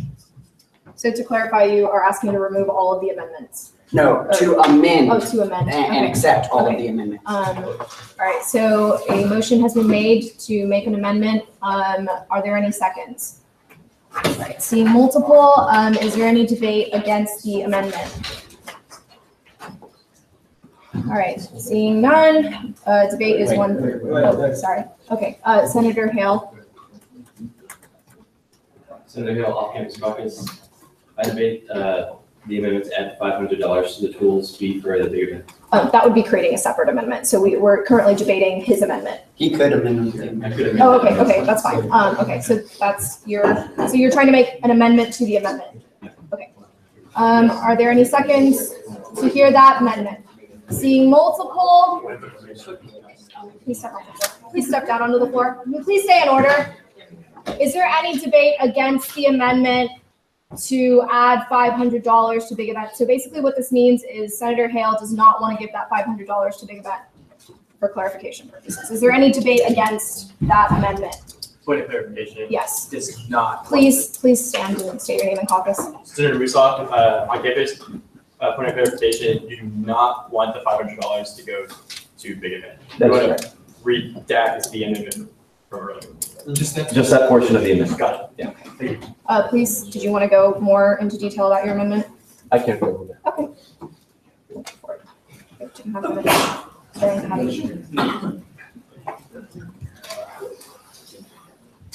Howdy, Senate. Howdy. I feel it's my duty as a student representative to come before you in light of Hurricane Harvey, in light of Hurricane Maria, in light of the Las Vegas shooting, in light of so many tragedies that we as a student body have the power and will to react to make necessary changes as we have come to the end of this bill process and have come up short of emergency plan. Right now, it has come to my attention that Chair Day, while I respect your judgment, has promised Big Event $500 additional to their line item other fee on the bill just for showing up at the open forum. It's my opinion that they don't even need the money that we're being that is being given to them much less the extra $500 to come here and give an unprofessional presentation that their VP of Marketing. If you want additional money, just get creative. I'm from a family where you work hard to get the stuff you have here. Work more creatively, use less paper, and for God's sake, just use the eMark funds. What kind of gala are you throwing? All right, so he just presented the amendment, so is there any debate against the amendment? Yes, Senator Clark. Okay, please step off the floor. Senator Clark talking. So really quick. Please stay in order. I have been here a while, and I have a good relationship with Miss Amy. She's not here right now. But historically, this emergency fund is never used. I mean, never, ever used. This $1,000 stays in reserves, quote unquote, and is never used. And so what I think is important is that we use this for them. They asked for way more than we're going to be able to give them. And so we could at least give them that $500. Also, there was a question about their gala and everything. We truly do not understand how they operate, truly. There are a lot of things that they would know that we wouldn't. And so I think giving them the $500, keeping it like it is, we need to do that for these reasons. And so I will yield the floor. All right, the floor has been yielded to. Is there any other debate against Senator Hale's amendment? Senator Camp.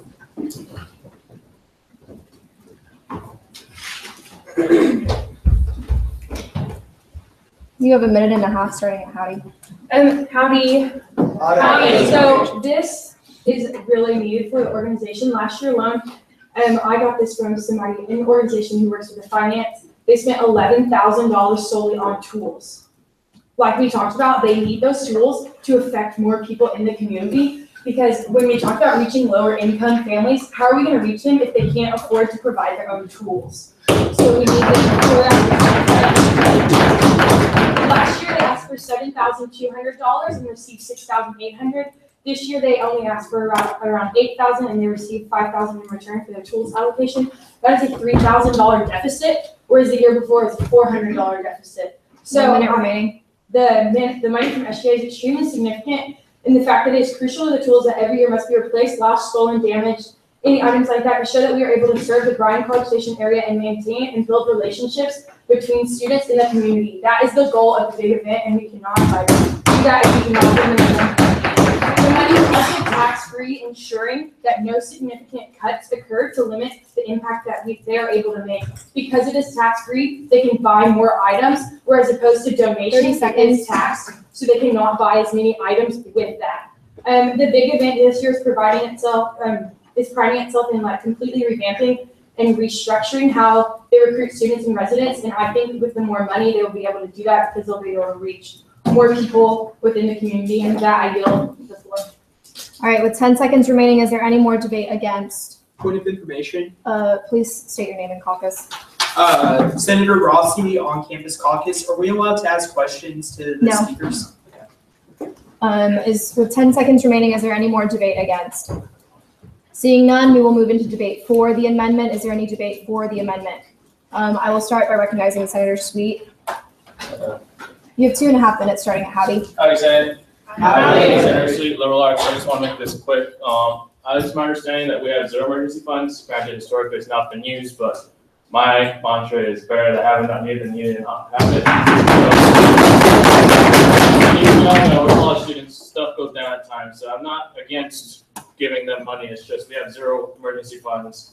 $500 isn't a lot regardless. I would rather have $500 in emergency funds than $500 of non-emergency funds. I yield the floor to Senator Parker.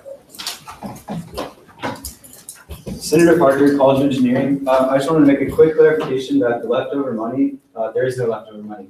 The money is used every year.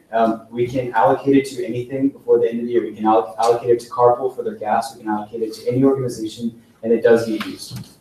I yield to Senator Banks. Senator Banks, you have 1.5 minutes remaining. Senator Banks on campus. So as Jabori said, maybe the money gets used, maybe it doesn't, maybe we give it to somebody else. But at the end of the day, as Senator Camp said, last year, they ended up spending more money on trolls than we allocated them anyway. So Big Event, they're Aggies. And Aggies are gonna find a way regardless of this $500 you give them or not. Would it be great if we could give all these organizations all the money they ask for? Absolutely.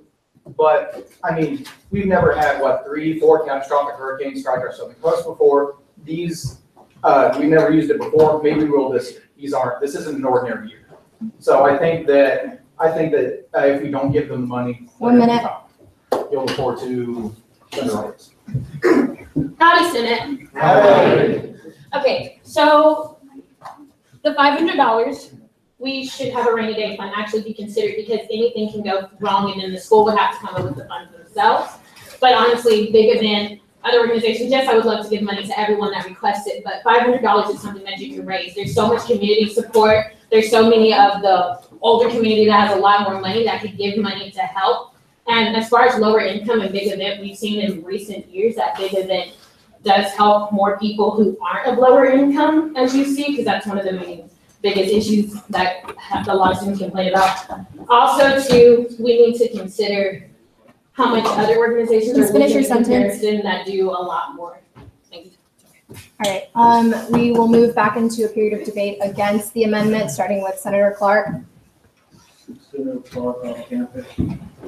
I just want to reiterate, Senate, it's something I want to highlight, is that number one, this is the first year, and this is from an advisor that has been here for years. They have said historically that this money never gets used. And one thing I want to point out, that if this money never gets used, guess where it goes? It goes to a reserve fund.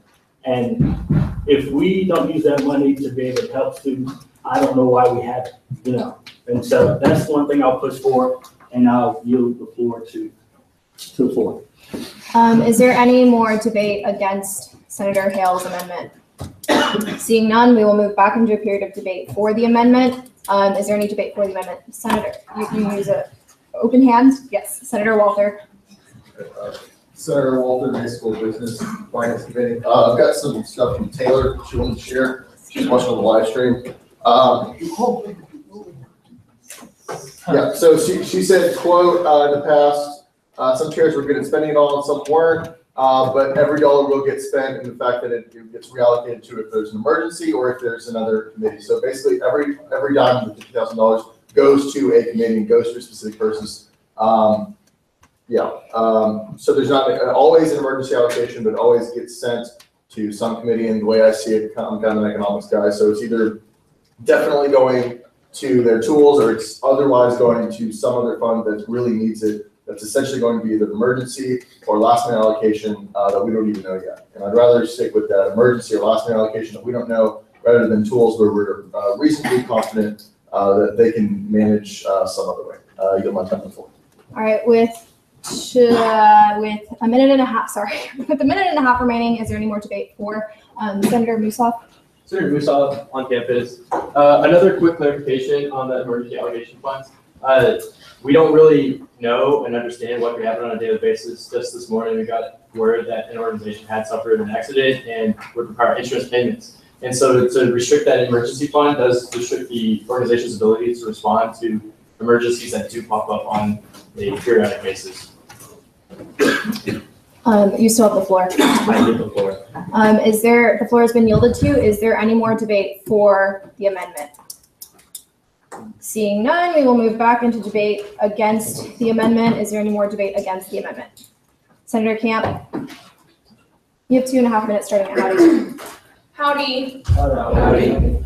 Okay, so the main reason I'm making such a big deal over this $500 is, again, when you think about it, it is completely tax-free. We already have that great partnership with Lowe's going on, and we can't ask them anymore to not give us tax-free goods because they already have the great thing going. So the $500 is able to be used for tax-free items, where again, when they raise donations, it's not tax-free. So that in turn, we're gonna actually have to raise more donations, which is harder because I just know it's gonna be harder for them because they're already worrying about so many other things. So that I yield the floor.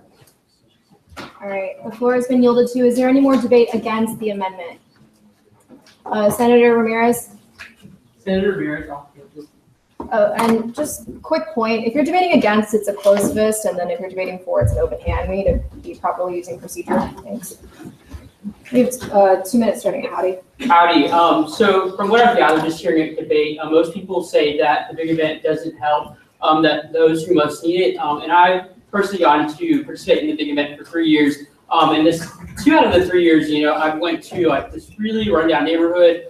And what they do really does matter, and you really do need those tools. From my experience, 1 year we painted, the next year, 2 of the years we did yard work, and some of those tools were pretty dilapidated, and so I definitely feel like there is a need, having gone through the process myself and participated. I mean, like she said too, like the tax-free thing, from what I've gathered, people, you know, they're saying that it's not gonna help people, but if we're for helping people, why wouldn't we allocate this $500 to helping those most in need? The floor has been yielded to. There's still a minute remaining. Is there any more debate against the amendment? Seeing none, we will move back into a period of debate 4. Is there any debate for? Senator Roberts? Howdy, Senate. Okay, so I know there's been a mention about taxes and how we're tax-free with Lowe's, but also if we're getting donations from the community, then taxes wouldn't even matter because we have people coming in, pouring in money, helping give tools. I mean, for instance, a shovel you could get for $6. If you have a family donating $10, there's 66,000 students here. There's probably an estimate over 250,000 people here. If people are donating $1, $2, $3, you're going to be able to come up with a $500 budget fast because it is a good cost to help the community. Also, whenever you're looking at the big event, I mean, the rainy day fund, it would be amazing to have. I mean, like he mentioned with the car accident, things happen so much, but people aren't really going to consider, oh, there's a car accident, oh, we should help them. People will think, oh, big event because it's so huge. People will want to contribute and help. So that's why I feel like the rainy day fund is so important for us to have and be able to hold on to because you never know what's going to happen. Because those smaller organizations that don't have as many funds are going to have to fund for themselves. And if people don't hear of them as much, they're not going to get as much help as something that's huger like the big event or other organizations. And with that, I yield my time to. Point of information. Yeah. You have to state your name and caucus and stand up, please. Senator Anderson, Men's Business School. So the amendment is to add $500 to big event? No, the amendment is to take away the $500 from big event. It's just $500? Yes.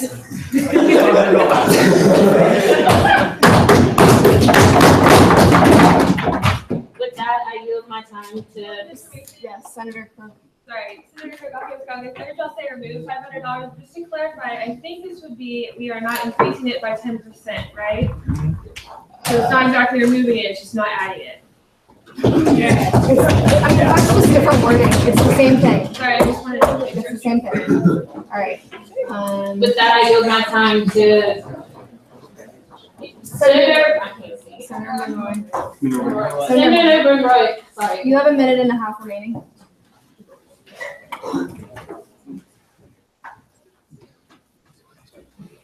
Howdy. Howdy. So I was on a project for architecture and we needed paint and we just walked in and teacher Williams and we're like, hey, can I have some paint? Would you like to sponsor us? And they're like, yeah, do you want some paint? So that was like $100. So I don't see why we need $500 in materials and supplies. And we have so many people that feel the Aggie spirit and are just willing to donate the materials that they might need for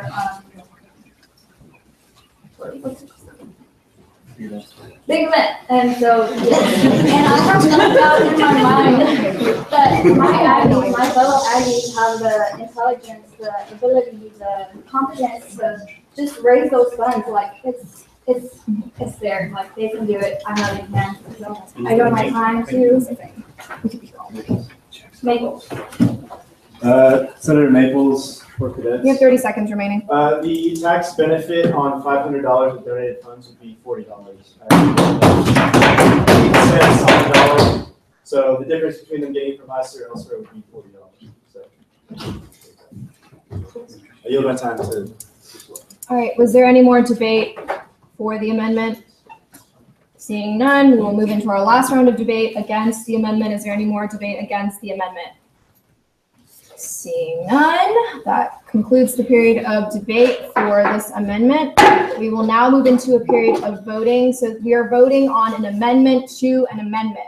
So basically what that means is we're voting on whether or not to rescind the $500 or remove 10%. Same thing, but yeah, that's what we're voting on. Are there any questions? We're all clear. Senator Ogier. Senator Ogier, coordinates. So if we vote to not have this $500 on that amendment, does this also approve the amendment? No. Okay. This is the main original sentence. Yes. All right, so all those in favor of passing Senator Hale's amendment, which means removing the $500, please say aye. Aye. All opposed? Nay. That passes. All right. Yes, Senator Division of Rossi. Chamber. All right. Senator Sweet, point of order. Yes. But my understanding, a division must be called before the gavel is hit. Yes, that is true also. So the amendment has passed. We will be taking the $500 away. Please stay in order. Okay. So now we are back to the amendment that, who brought it up? Oh, it was, sorry, Senator Edmondson brought up the amendment. Can you restate your amendment for the floor, please? The amended amendment proposed before the Senate is to amend our bill by fixing Senator Little's caucus and amending, I believe, the last two pages to clarify which organizations the allocations go to. It no longer includes the $500 going allocated to big events. Is there any debate against this amendment?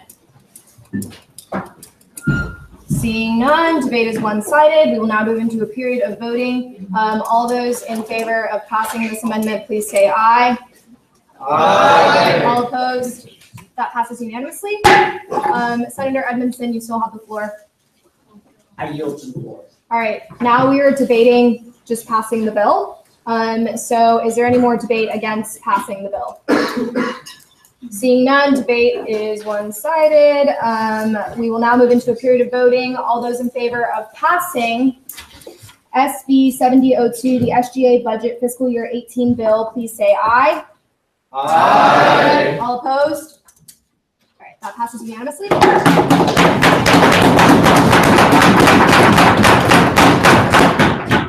right, we will now be moving into a period of new business. Senator Chunga, did you have a motion? Yeah, I have a motion to, Please state your name and caucus. Senator Chunga, I have a motion to switch agenda. Okay, a motion has been made to deviate from the agenda to move into open session. Are there any seconds?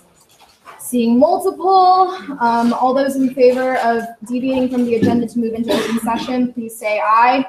Aye. All opposed? Nay. That fails. All right, we will now move into a period of new business, starting with the consideration of Senate Bill 7003, the Caucus Numbers Act.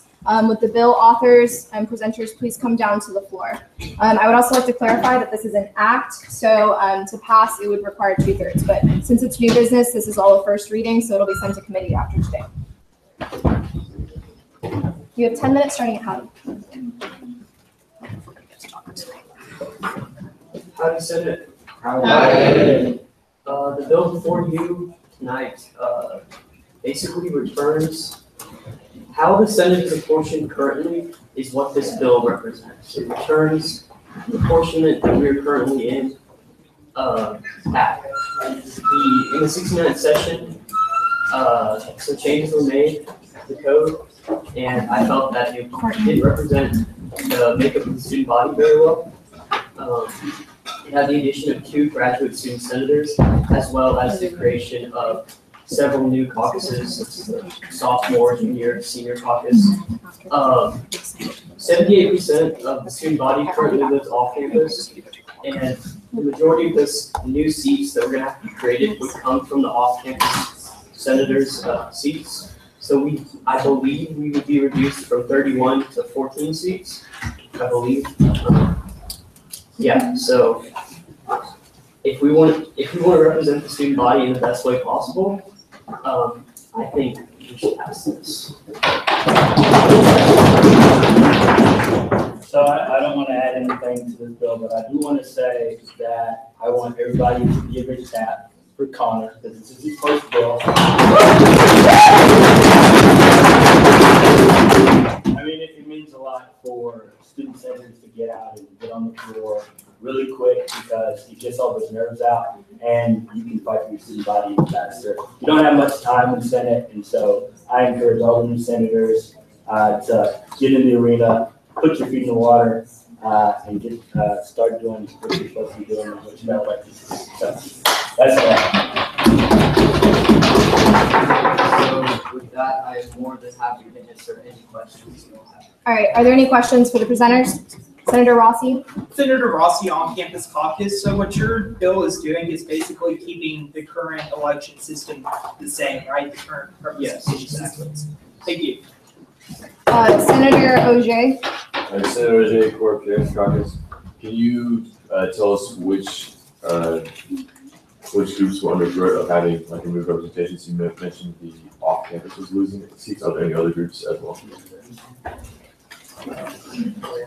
Okay. There's the caucus with the most seats to lose is currently the on-campus caucus. We're just the biggest caucus, and that's probably where the majority of seats would come from. All the other caucuses is fair game, though. Engineering caucus is also large. They can lose seats. College of Liberal Arts, any core, anything. Yeah, so basically what I guess the new system is. Hold on, we have a point of information. Senator Parker? Senator Parker, College of Engineering. So, point of information, last session, Speaker had passed this bill that changed the seats. And so by passing this bill, would that revert the old bill? Like, how does that work? As like, that bill is already an act for the 71st session. Yes, so basically, normally you would just ask this as a question for them. So for future reference, don't do point of order for this. But yes, that is what this bill is trying to accomplish. It's going to revert it back to what it was before before Speaker Hood passed his act. Did you see Speaker Hood's bill on the screen? I will have to find It's it. at the Yeah, it's at the top. Yeah, and I'm about to kind of explain what the new system is and how basically the change it is. So I guess just listen to my spiel and then you'll probably get it. So basically what happened is that there were the creation of class senators and graduate senators. And so each class and graduate students got 2 senators. Those senators were taken away from off-campus. And so I guess the idea was to make off-campus more, I guess, competitive.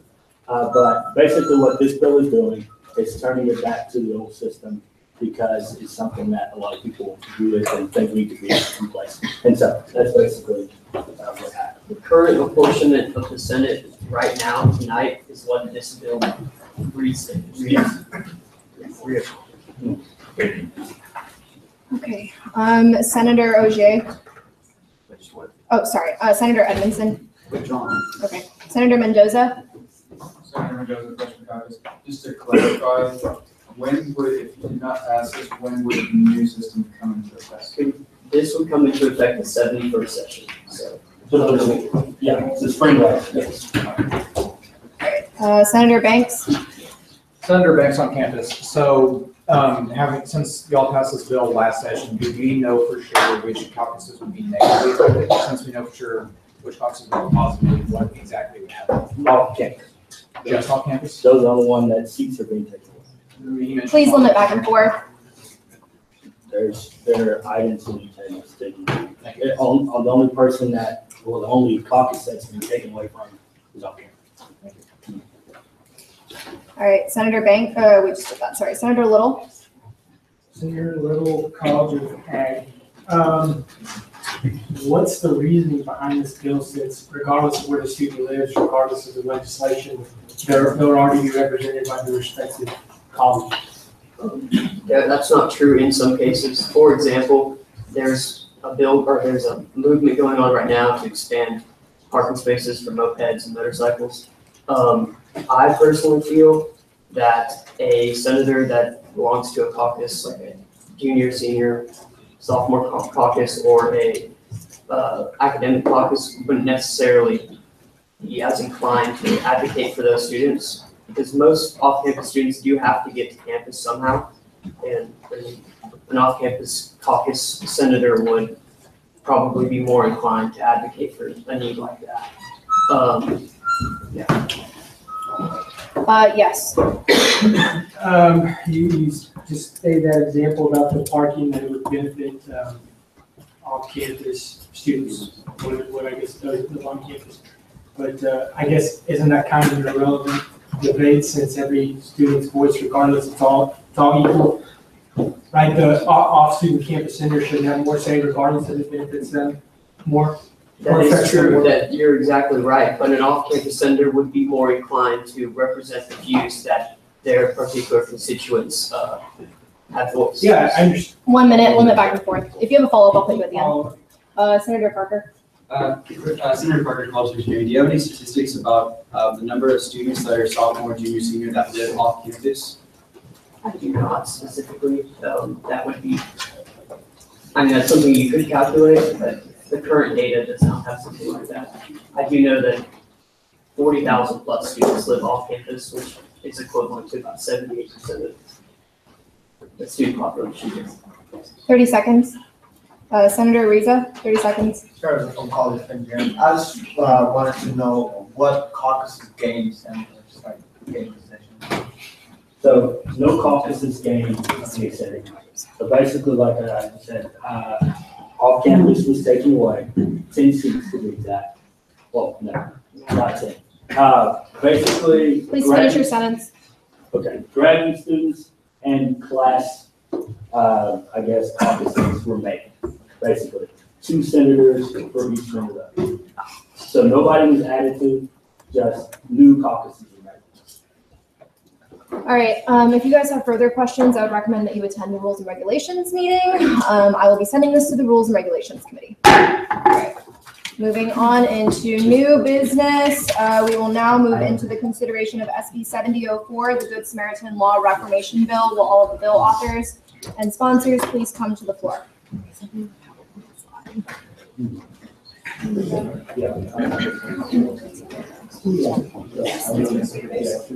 Please stay in order.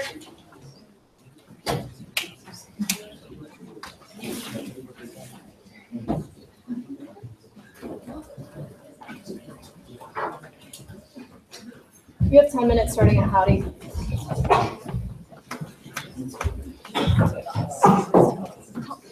All right, howdy, Senate. Howdy. All right, so this is going to be the first piece of legislation that Legislative Affairs is going to talk about with you guys tonight. I'd like for you all to keep a general reminder that this is going to go back to committee, so we are going to be able to work on it. So to save us from being here longer than 11 o'clock, if you guys have a lot of extensive questions, feel free to contact me, I talk really fast, or any of the bill authors, or come to our committee meeting. I'll talk about that in our committee report.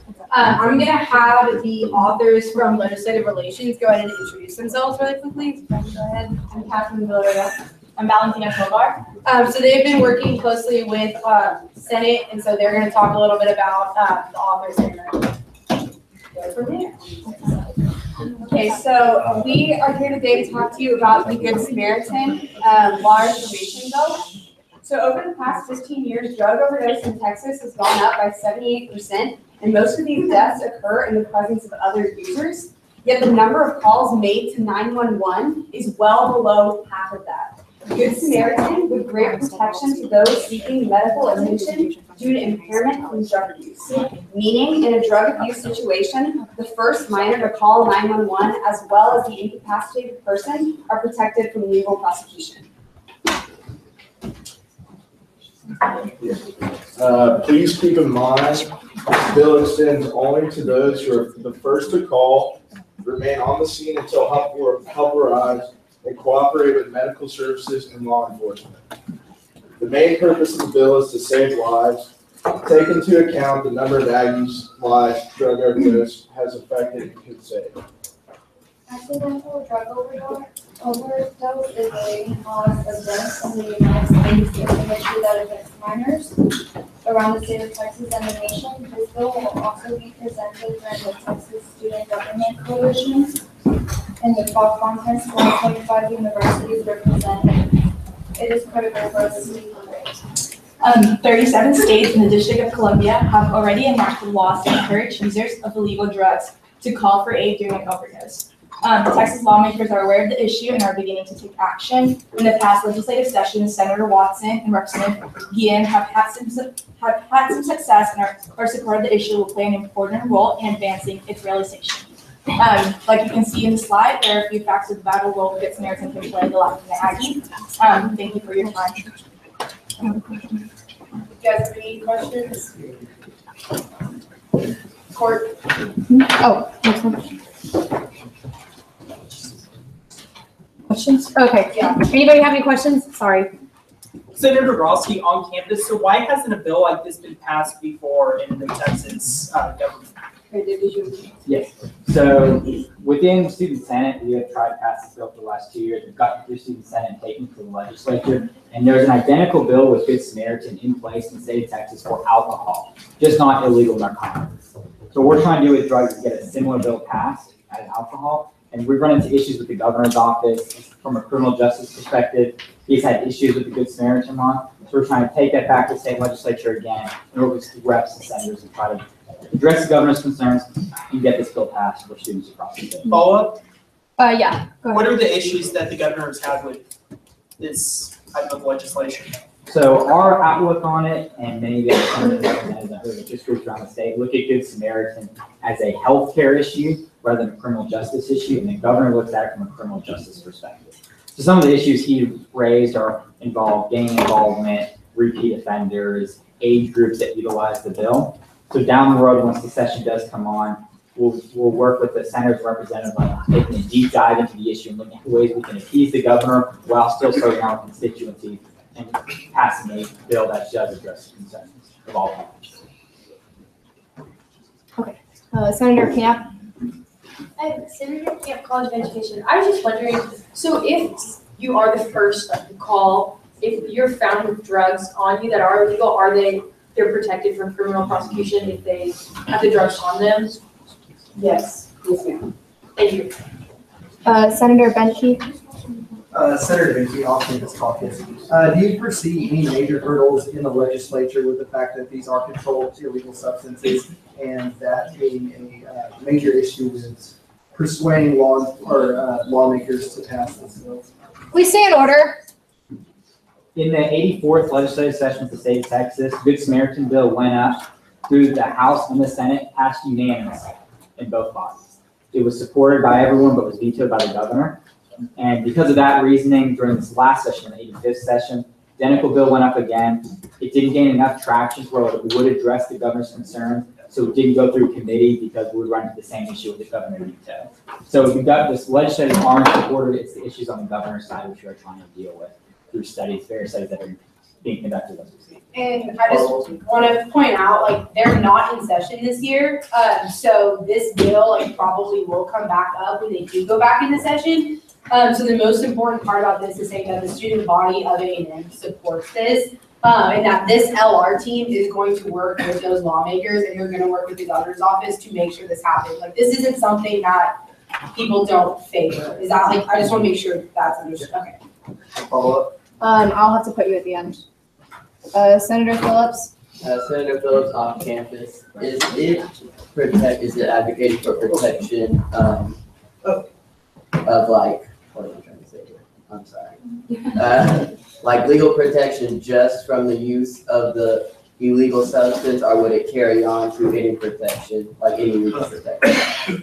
So it's complete immunity. So in that case, that person, the primary objective is to save that person's life. And once that life is saved, then they're granted immunity. It's supposed to encourage that initial 911 call. And it's also for the first person that's to make the phone call and for the person that's actually overdosing.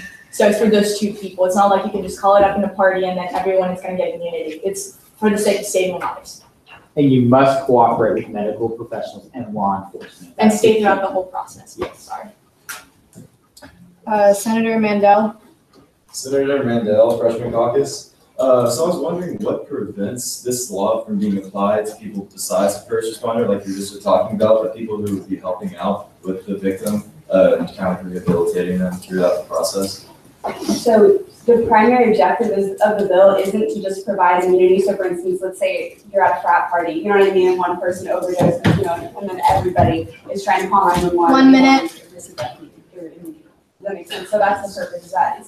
The only purpose is to save the life and to encourage that initial call, and that's the primary objective. It's trying to make people feel more comfortable calling 911. Yeah, follow-up. I'll have to put you at the end. Senator Christie. Senator Christie, Caucus. You have 30 seconds. It shows that, we're, if it affects only married minors, is it really only for minors? Or is it for all It's just minors. 21. All right, with 20 seconds remaining, Senator Rossi. Senator Rossi on campus. So you said that this bill passed unanimously through both the House and the Senate, and the governor vetoed it. What prevented the House and the Senate from overriding the governor's veto on this bill? That is a very good question. Please make your response brief. Yes.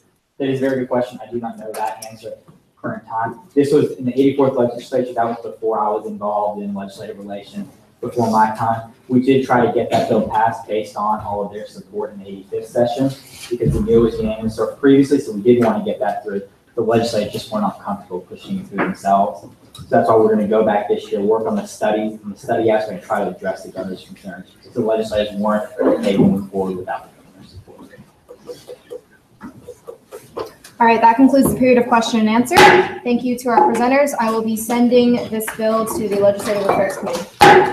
We will now move into the consideration of Senate Bill 7005, the open source textbook bill. Will all of the presenters please come down to the floor?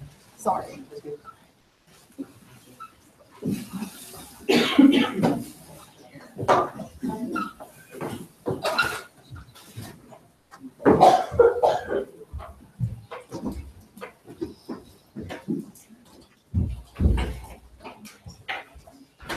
All right, howdy Senate. We're back. Okay, so I'm gonna give a brief introduction to all our people and then let them take care of it. So go ahead. Howdy, my name's Colton Slayton. Eric Humphrey. All right, go for it. All right, so we're going to go ahead and introduce the open source textbook bill. So the objective of the bill is to decrease the cost of textbooks while increasing the number of students that have textbooks. The general element. Go to the next slide, please. So we'll start by defining what an open source textbook actually is. Basically, it is a textbook that is distributed online while maintaining the same integrity and content of a hard copy textbook. Dean Carlson of Texas A&M University Libraries did mention this in a statement in 2015 where he really shed his support for this. All right, so what states have an open source project? What is an open source project in general? It is a project that has any initiative created by the state or an independent organization supported by the state with the goal to implement open source textbooks. So what states have that? California, Florida, Minnesota, North Dakota, and Washington. And on top of that, it's Minnesota and North Dakota also have a law concerning tax-free textbooks. With that being said, and the evidence that was presented, A&M Library is strongly supportive of using open source textbooks on the state level. So now we'll talk about what is the actual cost, and we'll consider three big things here: the average textbook expenditures per student, the incentives for using the open source textbooks, and the cost of implementation of open source textbooks. So average textbook expenditures, we did conduct a survey of about 30 students on campus. These are the results we found. You can see on the screen. 25 students of the 30 that we surveyed lived on campus, and they paid within a $300 to $400 range per semester on their textbooks. 5 of them did live on campus. They paid the same $300 to $400 range on their textbooks. Engineering majors were found to pay the most at $500 to $600, with some even paying more than $600. And then sports management majors were the lowest at $50 to $150 per semester of textbooks. The overall average that we calculated from this was $328 per student per semester. So what are some incentives for the usage? In 2015, Texas A&M Libraries and SGA, they created the Student Government Textbook Rule. So this award is presented to professors that use open source textbooks effectively in their curriculum. So professors can tailor textbooks to the specific course, and this is easily accessible which can prevent students from falling behind while waiting on their textbooks to arrive, which we've seen in many cases. Yeah, and then touching on that, Dr. Herbert, who is one of the directors of scholarly communication for Annam Libraries, we met with him today. He's a lot of support for this bill. And what did he say specifically? The SGA Textbook Award, which was one of the awards that SGA compiled in 2015, it's presented to a professor that uses open education resources and open source textbooks in a very sufficient manner. It's a prestigious award, and it helps a lot of the associate professors get to tenure. So, like I just mentioned, incentives for usage, 30% of the assistant professors at Texas A&M are actually released after they do their 5 to 6 years here. So, you know, we were to provide them such an award prestige from the student government that they were using this new open source textbook initiative, it'd be very strongly influenced on their tenure, and they would strive to compete for that. So the cost of implementation. Textbooks, they need to provide additional funding to professors seeking to write their own textbooks. And competitive incentives required. So just like what we just talked about with that award, it includes an incentive that's created by the SGA textbook bill, and that encourages teachers to engage in open source and use open source. So we just have any questions you might want to ask us? Senator Rossi.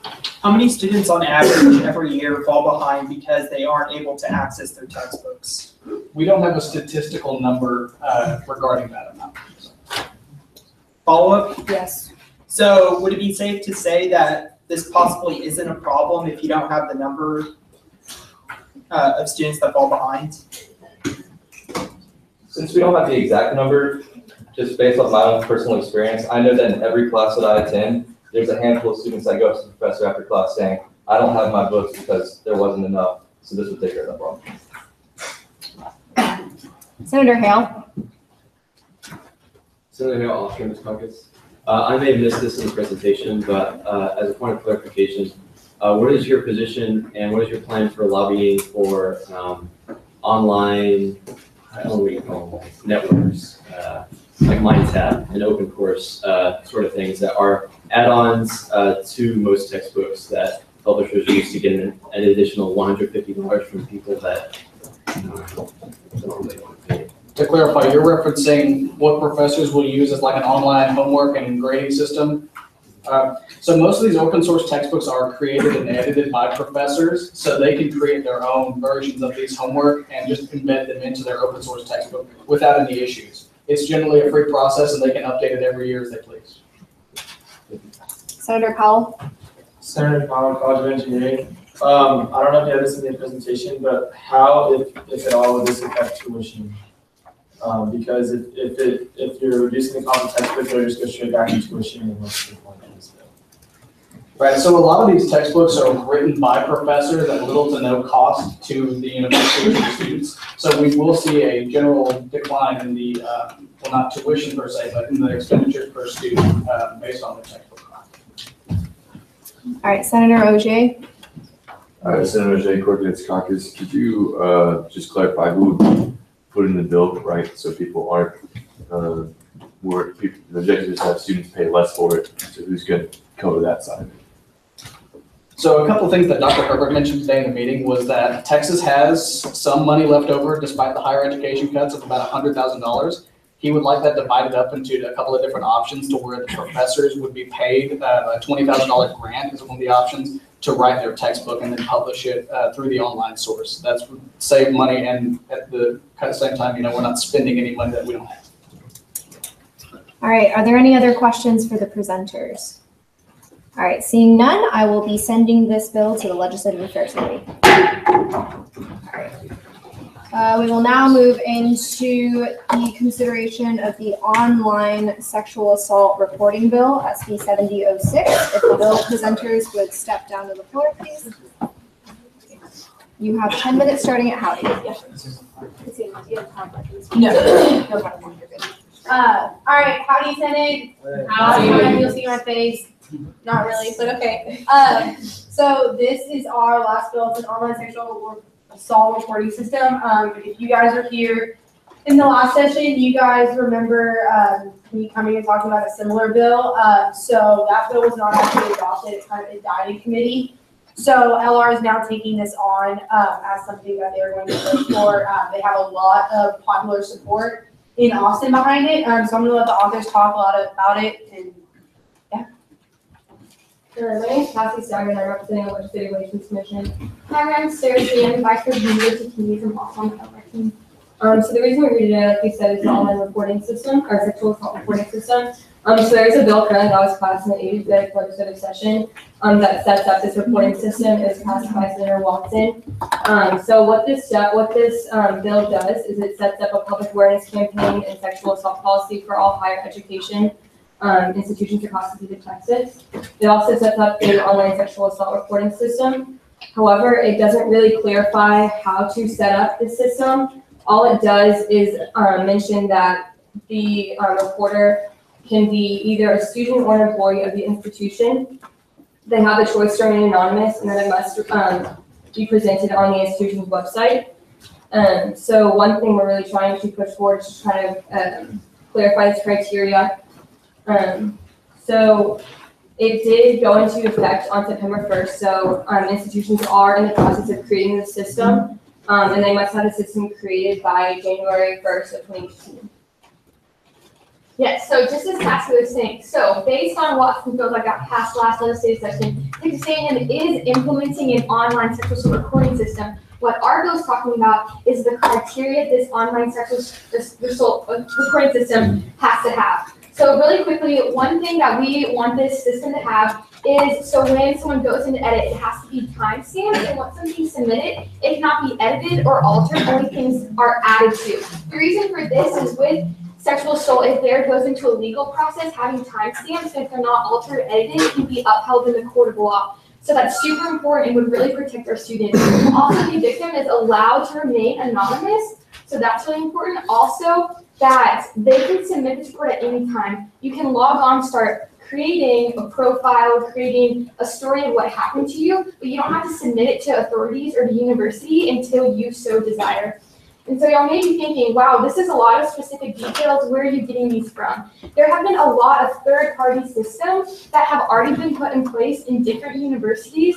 One system in particular, just so y'all can get some data, it's called the Callisto system. The U.S. military has actually implemented for sexual assault that happens in the military, but 13 current universities across the nation are using it. And with this type of third-party system, we're not like endorsing this type of, like this exact system, but a lot of the methods that they have put in place. And so people that use this type of system, they were 5 times more likely to report it those who did not. And also, it decreased the amount of time it took a victim to report their sexual assault from 11 months to 4 months. So we believe this is a super important system to better serve our students, provide them with a fluid legal and reporting system process, and help end sexual assault on college campuses. Any questions? Okay. Are there any questions for the presenters? All right, seeing none, I will be sending this bill to the Legislative Affairs Committee. All right, so that concludes the period of new business. We will now move into a period of open session. Is there any legislation for open session? Yes, Senator Moreno. Senator Moreno, College of Engineering. I have a resolution that I wish to present. Okay, could you please state the title and the just a brief description of what the resolution is about? It is the Texas Tough Together resolution that essentially recognizes the efforts that were made from the Texas A&M Cutter campus in regards to the Hurricane Harvey relief efforts. Are there any seconds to hear this bill? Seeing multiple, please come down to the floor. I'm pretty sure just that one. Yes.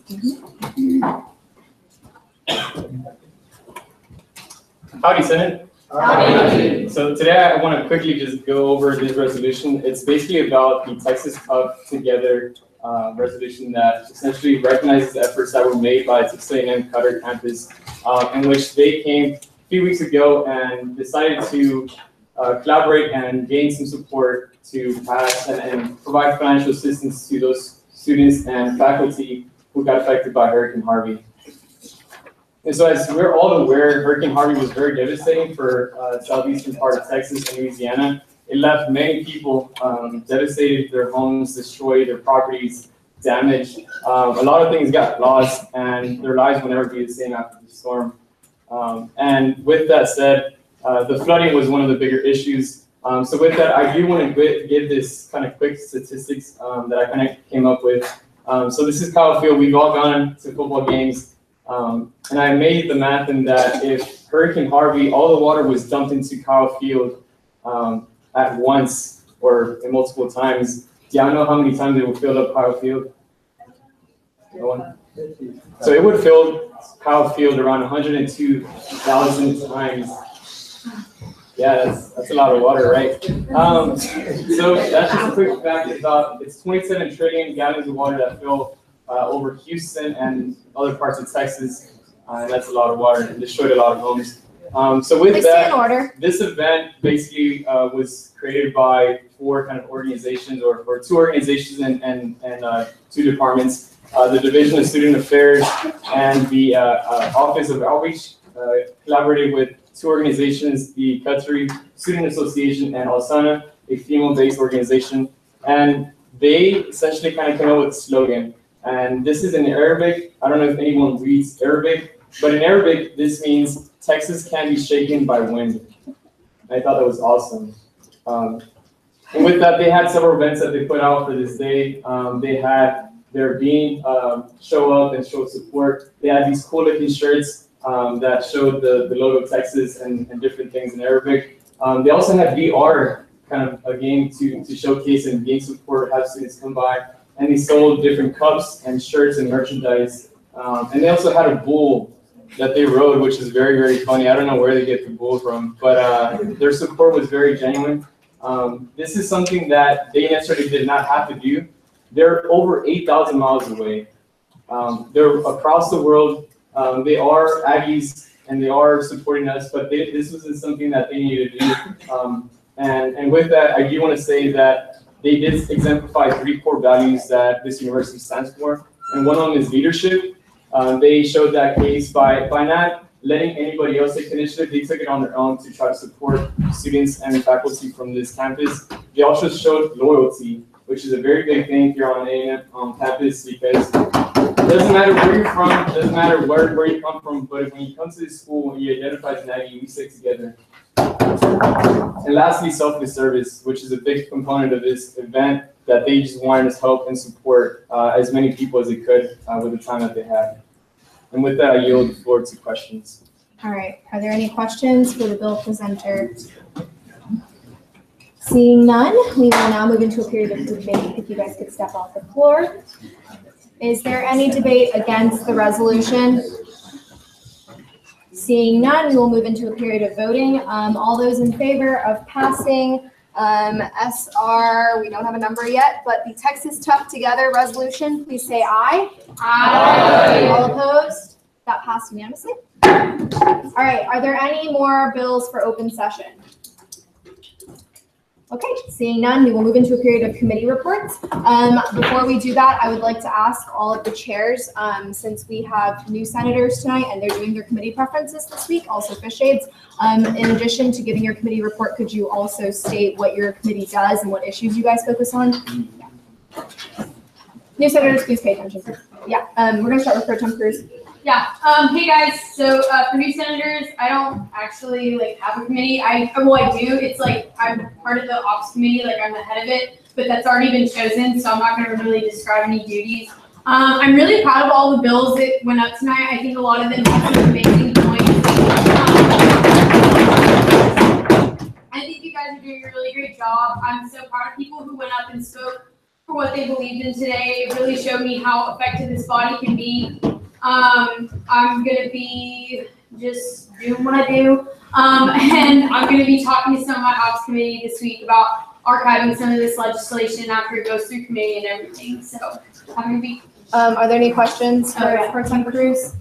Seeing none, Chair Economides. Chair Economides, Legislative Affairs. Special shout out to everyone on my committee. You guys have really, really stepped up and we got all of these bills through, and I'm actually really proud of y'all. So all these bills are going to be read in committee on Wednesday. I don't have a room, so like worst case scenario, we might go to my house, but like that's to be determined. So just plan on Wednesday at 7 again. LR is gonna be with us. Again, they know they've got some things they kind of want to work out. Like I said, that's a very important committee. We have other bills we've got to go through.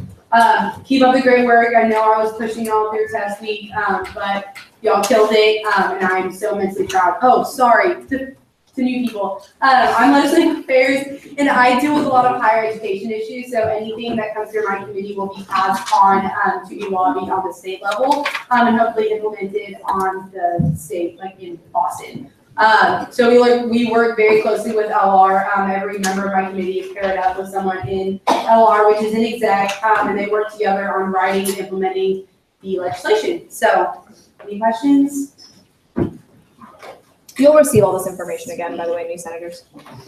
All right, so Chair Abdullah is not here, so I will speak for him. He sent me some stuff, but so basically I don't have like a committee time for his committee, but CA basically works directly with our students. So they do tabling, they do all kinds of outreach. They also focus on diversity as well. So if you're interested in those topics, this is a great committee to get involved in. Some current projects that they're going to be pursuing soon are bringing the Matthew Gaines statue back. They're going to be doing a number of other things, like reforming the committee itself. So there's a lot of different things going on. And that's it for CA. I'm also going to just go ahead and talk about CR, community relations, since Chair Wilson is not here. Chair Wilson deals directly with the city. So they deal with all issues that are outside of the university. They work with our city council. They attend city council meetings. Currently, they're doing a voter registration drive. They're signing up to get their members, to get people registered to vote. And they basically just focus on local community engagement and like local issues. And then we'll move to Chair Black. Howdy, y'all. So I oversee the Student Services Committee, which deals with anything student services related. So like transportation services, dining, etc., and kind of whatever comes up from the body and ideas that are brought up. Currently, our committee is meeting next Thursday. I don't have a location yet. It'll be at 7 p.m. again. If you have a time conflict, again, let me know. We can work something out. Like maybe I'll research something. Get another copy, share date later on that. Otherwise, are there any questions? Are there any questions for Chair Black? Seeing none, Chair Wolf. Howdy, I'm Chair Wolf, Academic Affairs, and so Academic Affairs is basically just the liaison between students and faculty and administrators. We attend various events, in the provost, faculty senate is a big thing too. We also deal with legislation regarding tuition and textbooks and grading and curriculum for classes. And so, yeah, if you have any more questions about that, you can hit me up. On just a reminder, this next coming Monday, October 9th, they are having faculty senate again in Rudder 601 and 315.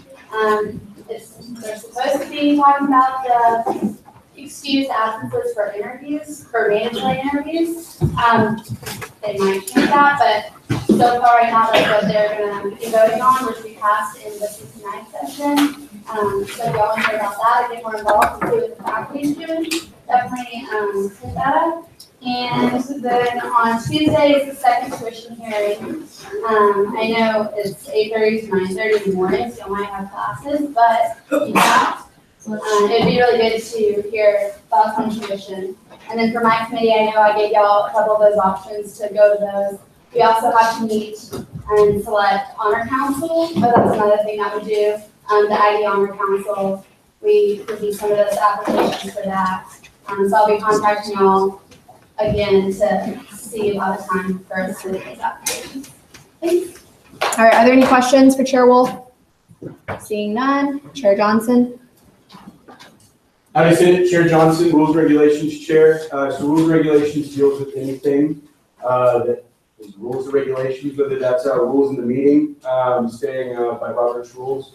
We also work with legislation that deals with the code.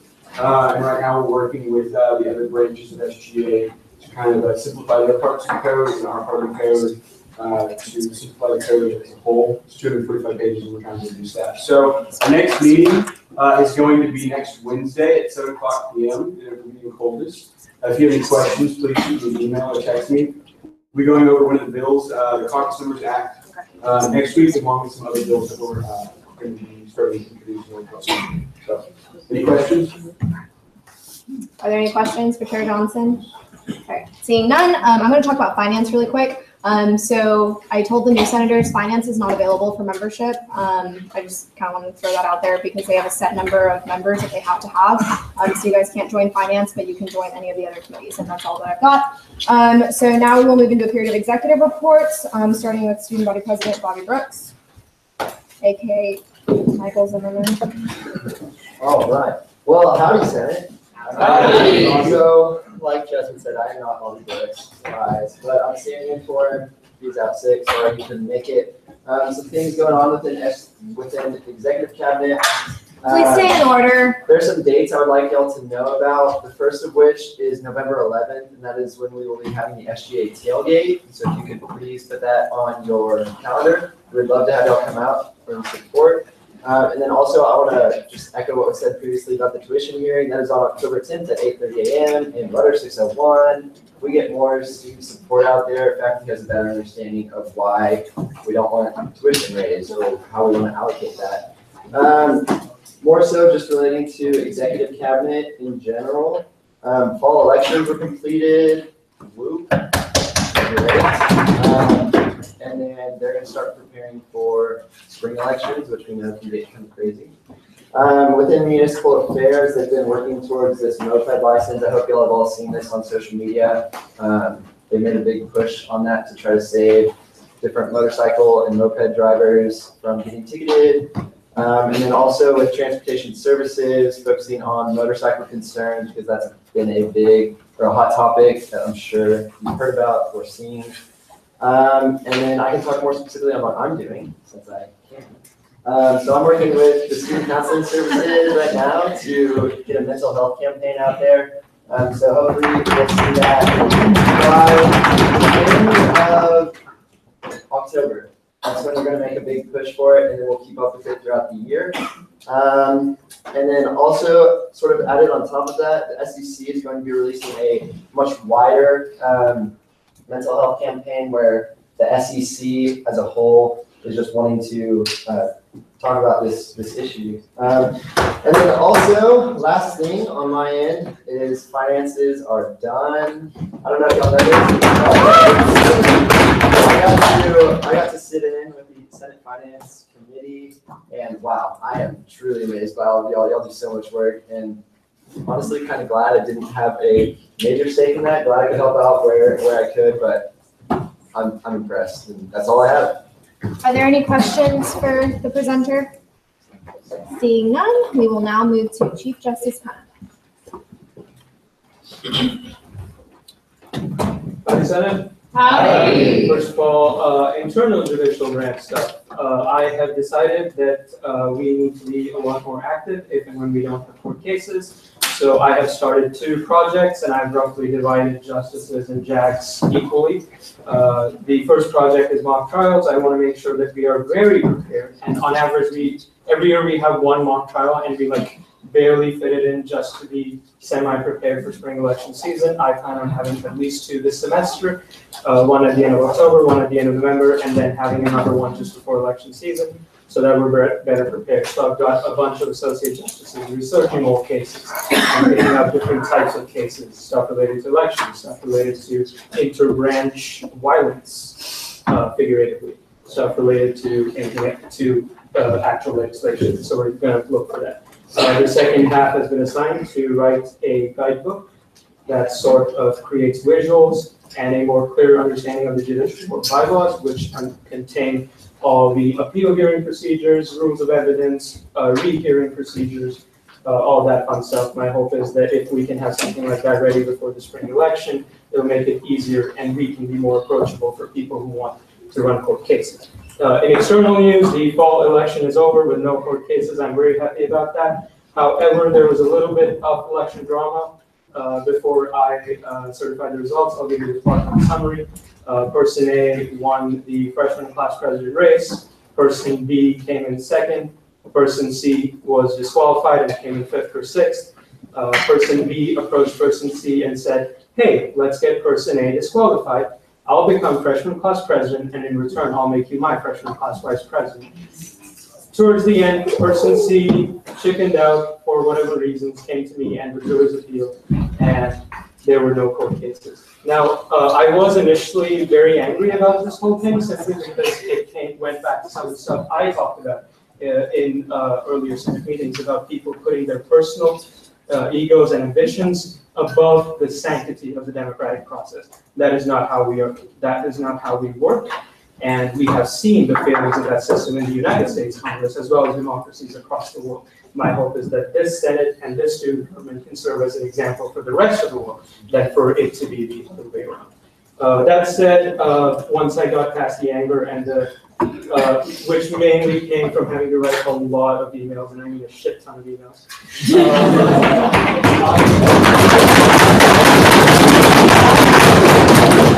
And to the point where I realized that the whole scheme was so cute and pathetic and sad, as President Trump would say, sad with an exclamation mark. It was very mean girls. It was very a bunch of high school girls fighting over who gets each head cheerleader. So it's really pathetic. I hope this serves as an example to each and every one of you. When you put yourselves above the sanctity of the democratic process, we will deal with you, and you do not want to deal with us. So that is that. I use the floor. Are there any questions for Chief Justice Khanna? Seeing none, it is now my turn. All right, Courtney. Please stay in order. I promise we're almost done. I won't bore you too much. All right, howdy, Senate. Howdy. Clearly from this meeting, I need to get my eyes checked. I need a step stool, and yeah, I can't see. I apologize for the words. Okay, so first of all, I just want to congratulate everyone who spoke for the first time tonight. I want to congratulate you because it's honestly really hard to get up in this room and to address a room full of 80 people and not feel judged or embarrassed. And I'm just really proud of y'all for stepping up this meeting. I'm just really proud of this body. I don't even have words. And it was one heck of a meeting for our fish aides and our new senators to go through as a first meeting. As we all know, these meetings do take a little bit of endurance, so you'll build that as we go. In terms of committees for new senators, you'll receive all the information that was presented here tonight again. So don't worry too much if you miss something. For my updates, we had a meeting with Dr. Strausser, VP of Finance, earlier this week. So the largest tuition increases from what we were able to see are mostly program fees for graduates. If you would like more information, please try to attend the next tuition hearing at 8:30 a.m. I know that it's not the most convenient time, but last time there were only like 20 people in the room, and those are tuition hearings that are bound by law and have to be presented to the university, and tuition affects everyone, so everyone should be there. We went to a student services building meeting today. I went with Chair Block, and we were learning a little bit more about what that's going to look like. It's going to take about 1.5 years to complete once construction is begun, which we said was January of this year probably, where they're really going to kick it off. So they're thinking ahead for population growth. They're accommodating for that. Also, they're going to be doing some really cool things with mental health services. They're going to be soundproofing upstairs to really ensure privacy for all of our students who seek counseling. And it should be complete by mid-2019. So some of us may get to enjoy it and some of us will not. Also, just with finance, I really want to thank the work of the Finance Committee. You guys are incredible. Tonight was a really rough night for all of us. Nobody wants to have to listen to it line by line. I know that when I was a new senator, I really, really did not want to listen to it. But it is so important, y'all. This money is so important, and I know that we had some disagreements today. I hope that it's the beginning of many because I love watching you guys get fired up about an issue that's so important. And then also, thanks to all of you, we'll be able to give all the committees the money that they need right on time. And lastly, I just wanted to close by saying that the curate in the office really needs to be cleaned. I am not like sure how to clean it. So if someone would like to volunteer, I will, buy you coffee. I'll buy you more cups. I don't know. Senator Hale was very brave and used it despite the fact it was dripping very slowly, but he survived. He's alive, clearly. So maybe it can be cleaned. I don't know, but I would love some help on that. And of course, thank you guys for the call meeting. You guys are amazing. And I am open for questions. Does anybody have any questions for Speaker Wang? Okay, seeing none, the period of executive or reports has ended. All right, we will now move into closing roll call. Just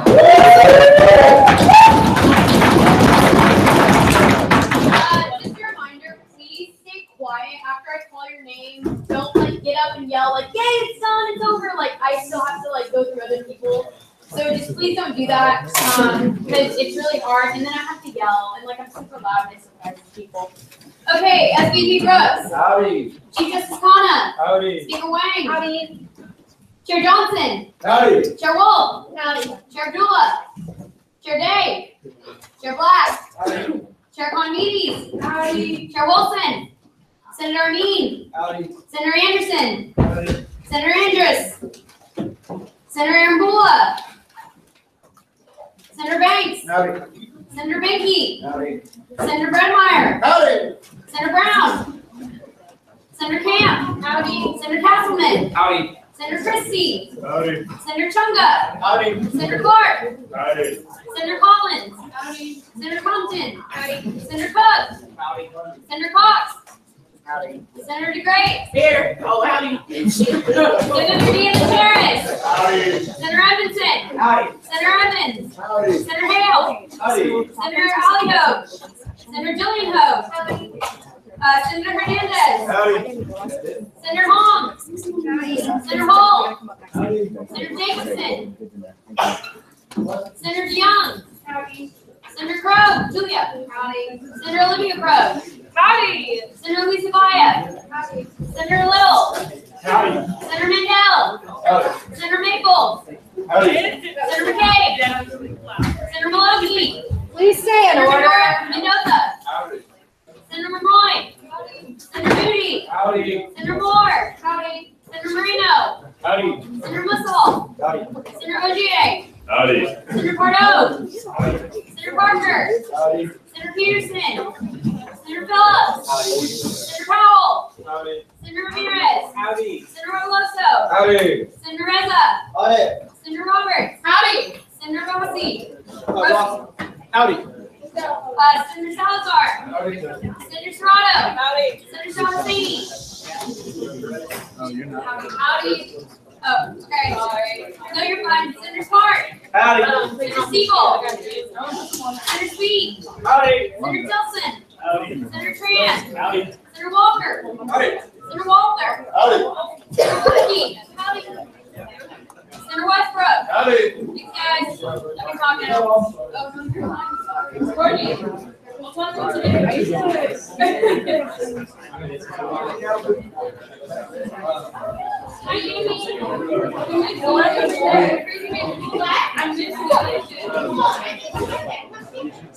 I always I work for him. Let's try to text you during this.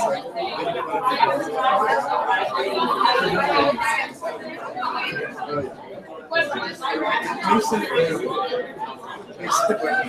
That's my permanent schedule, but I work them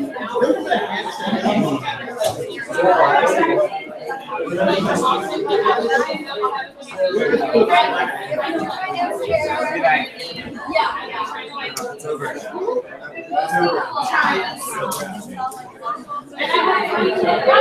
Yeah.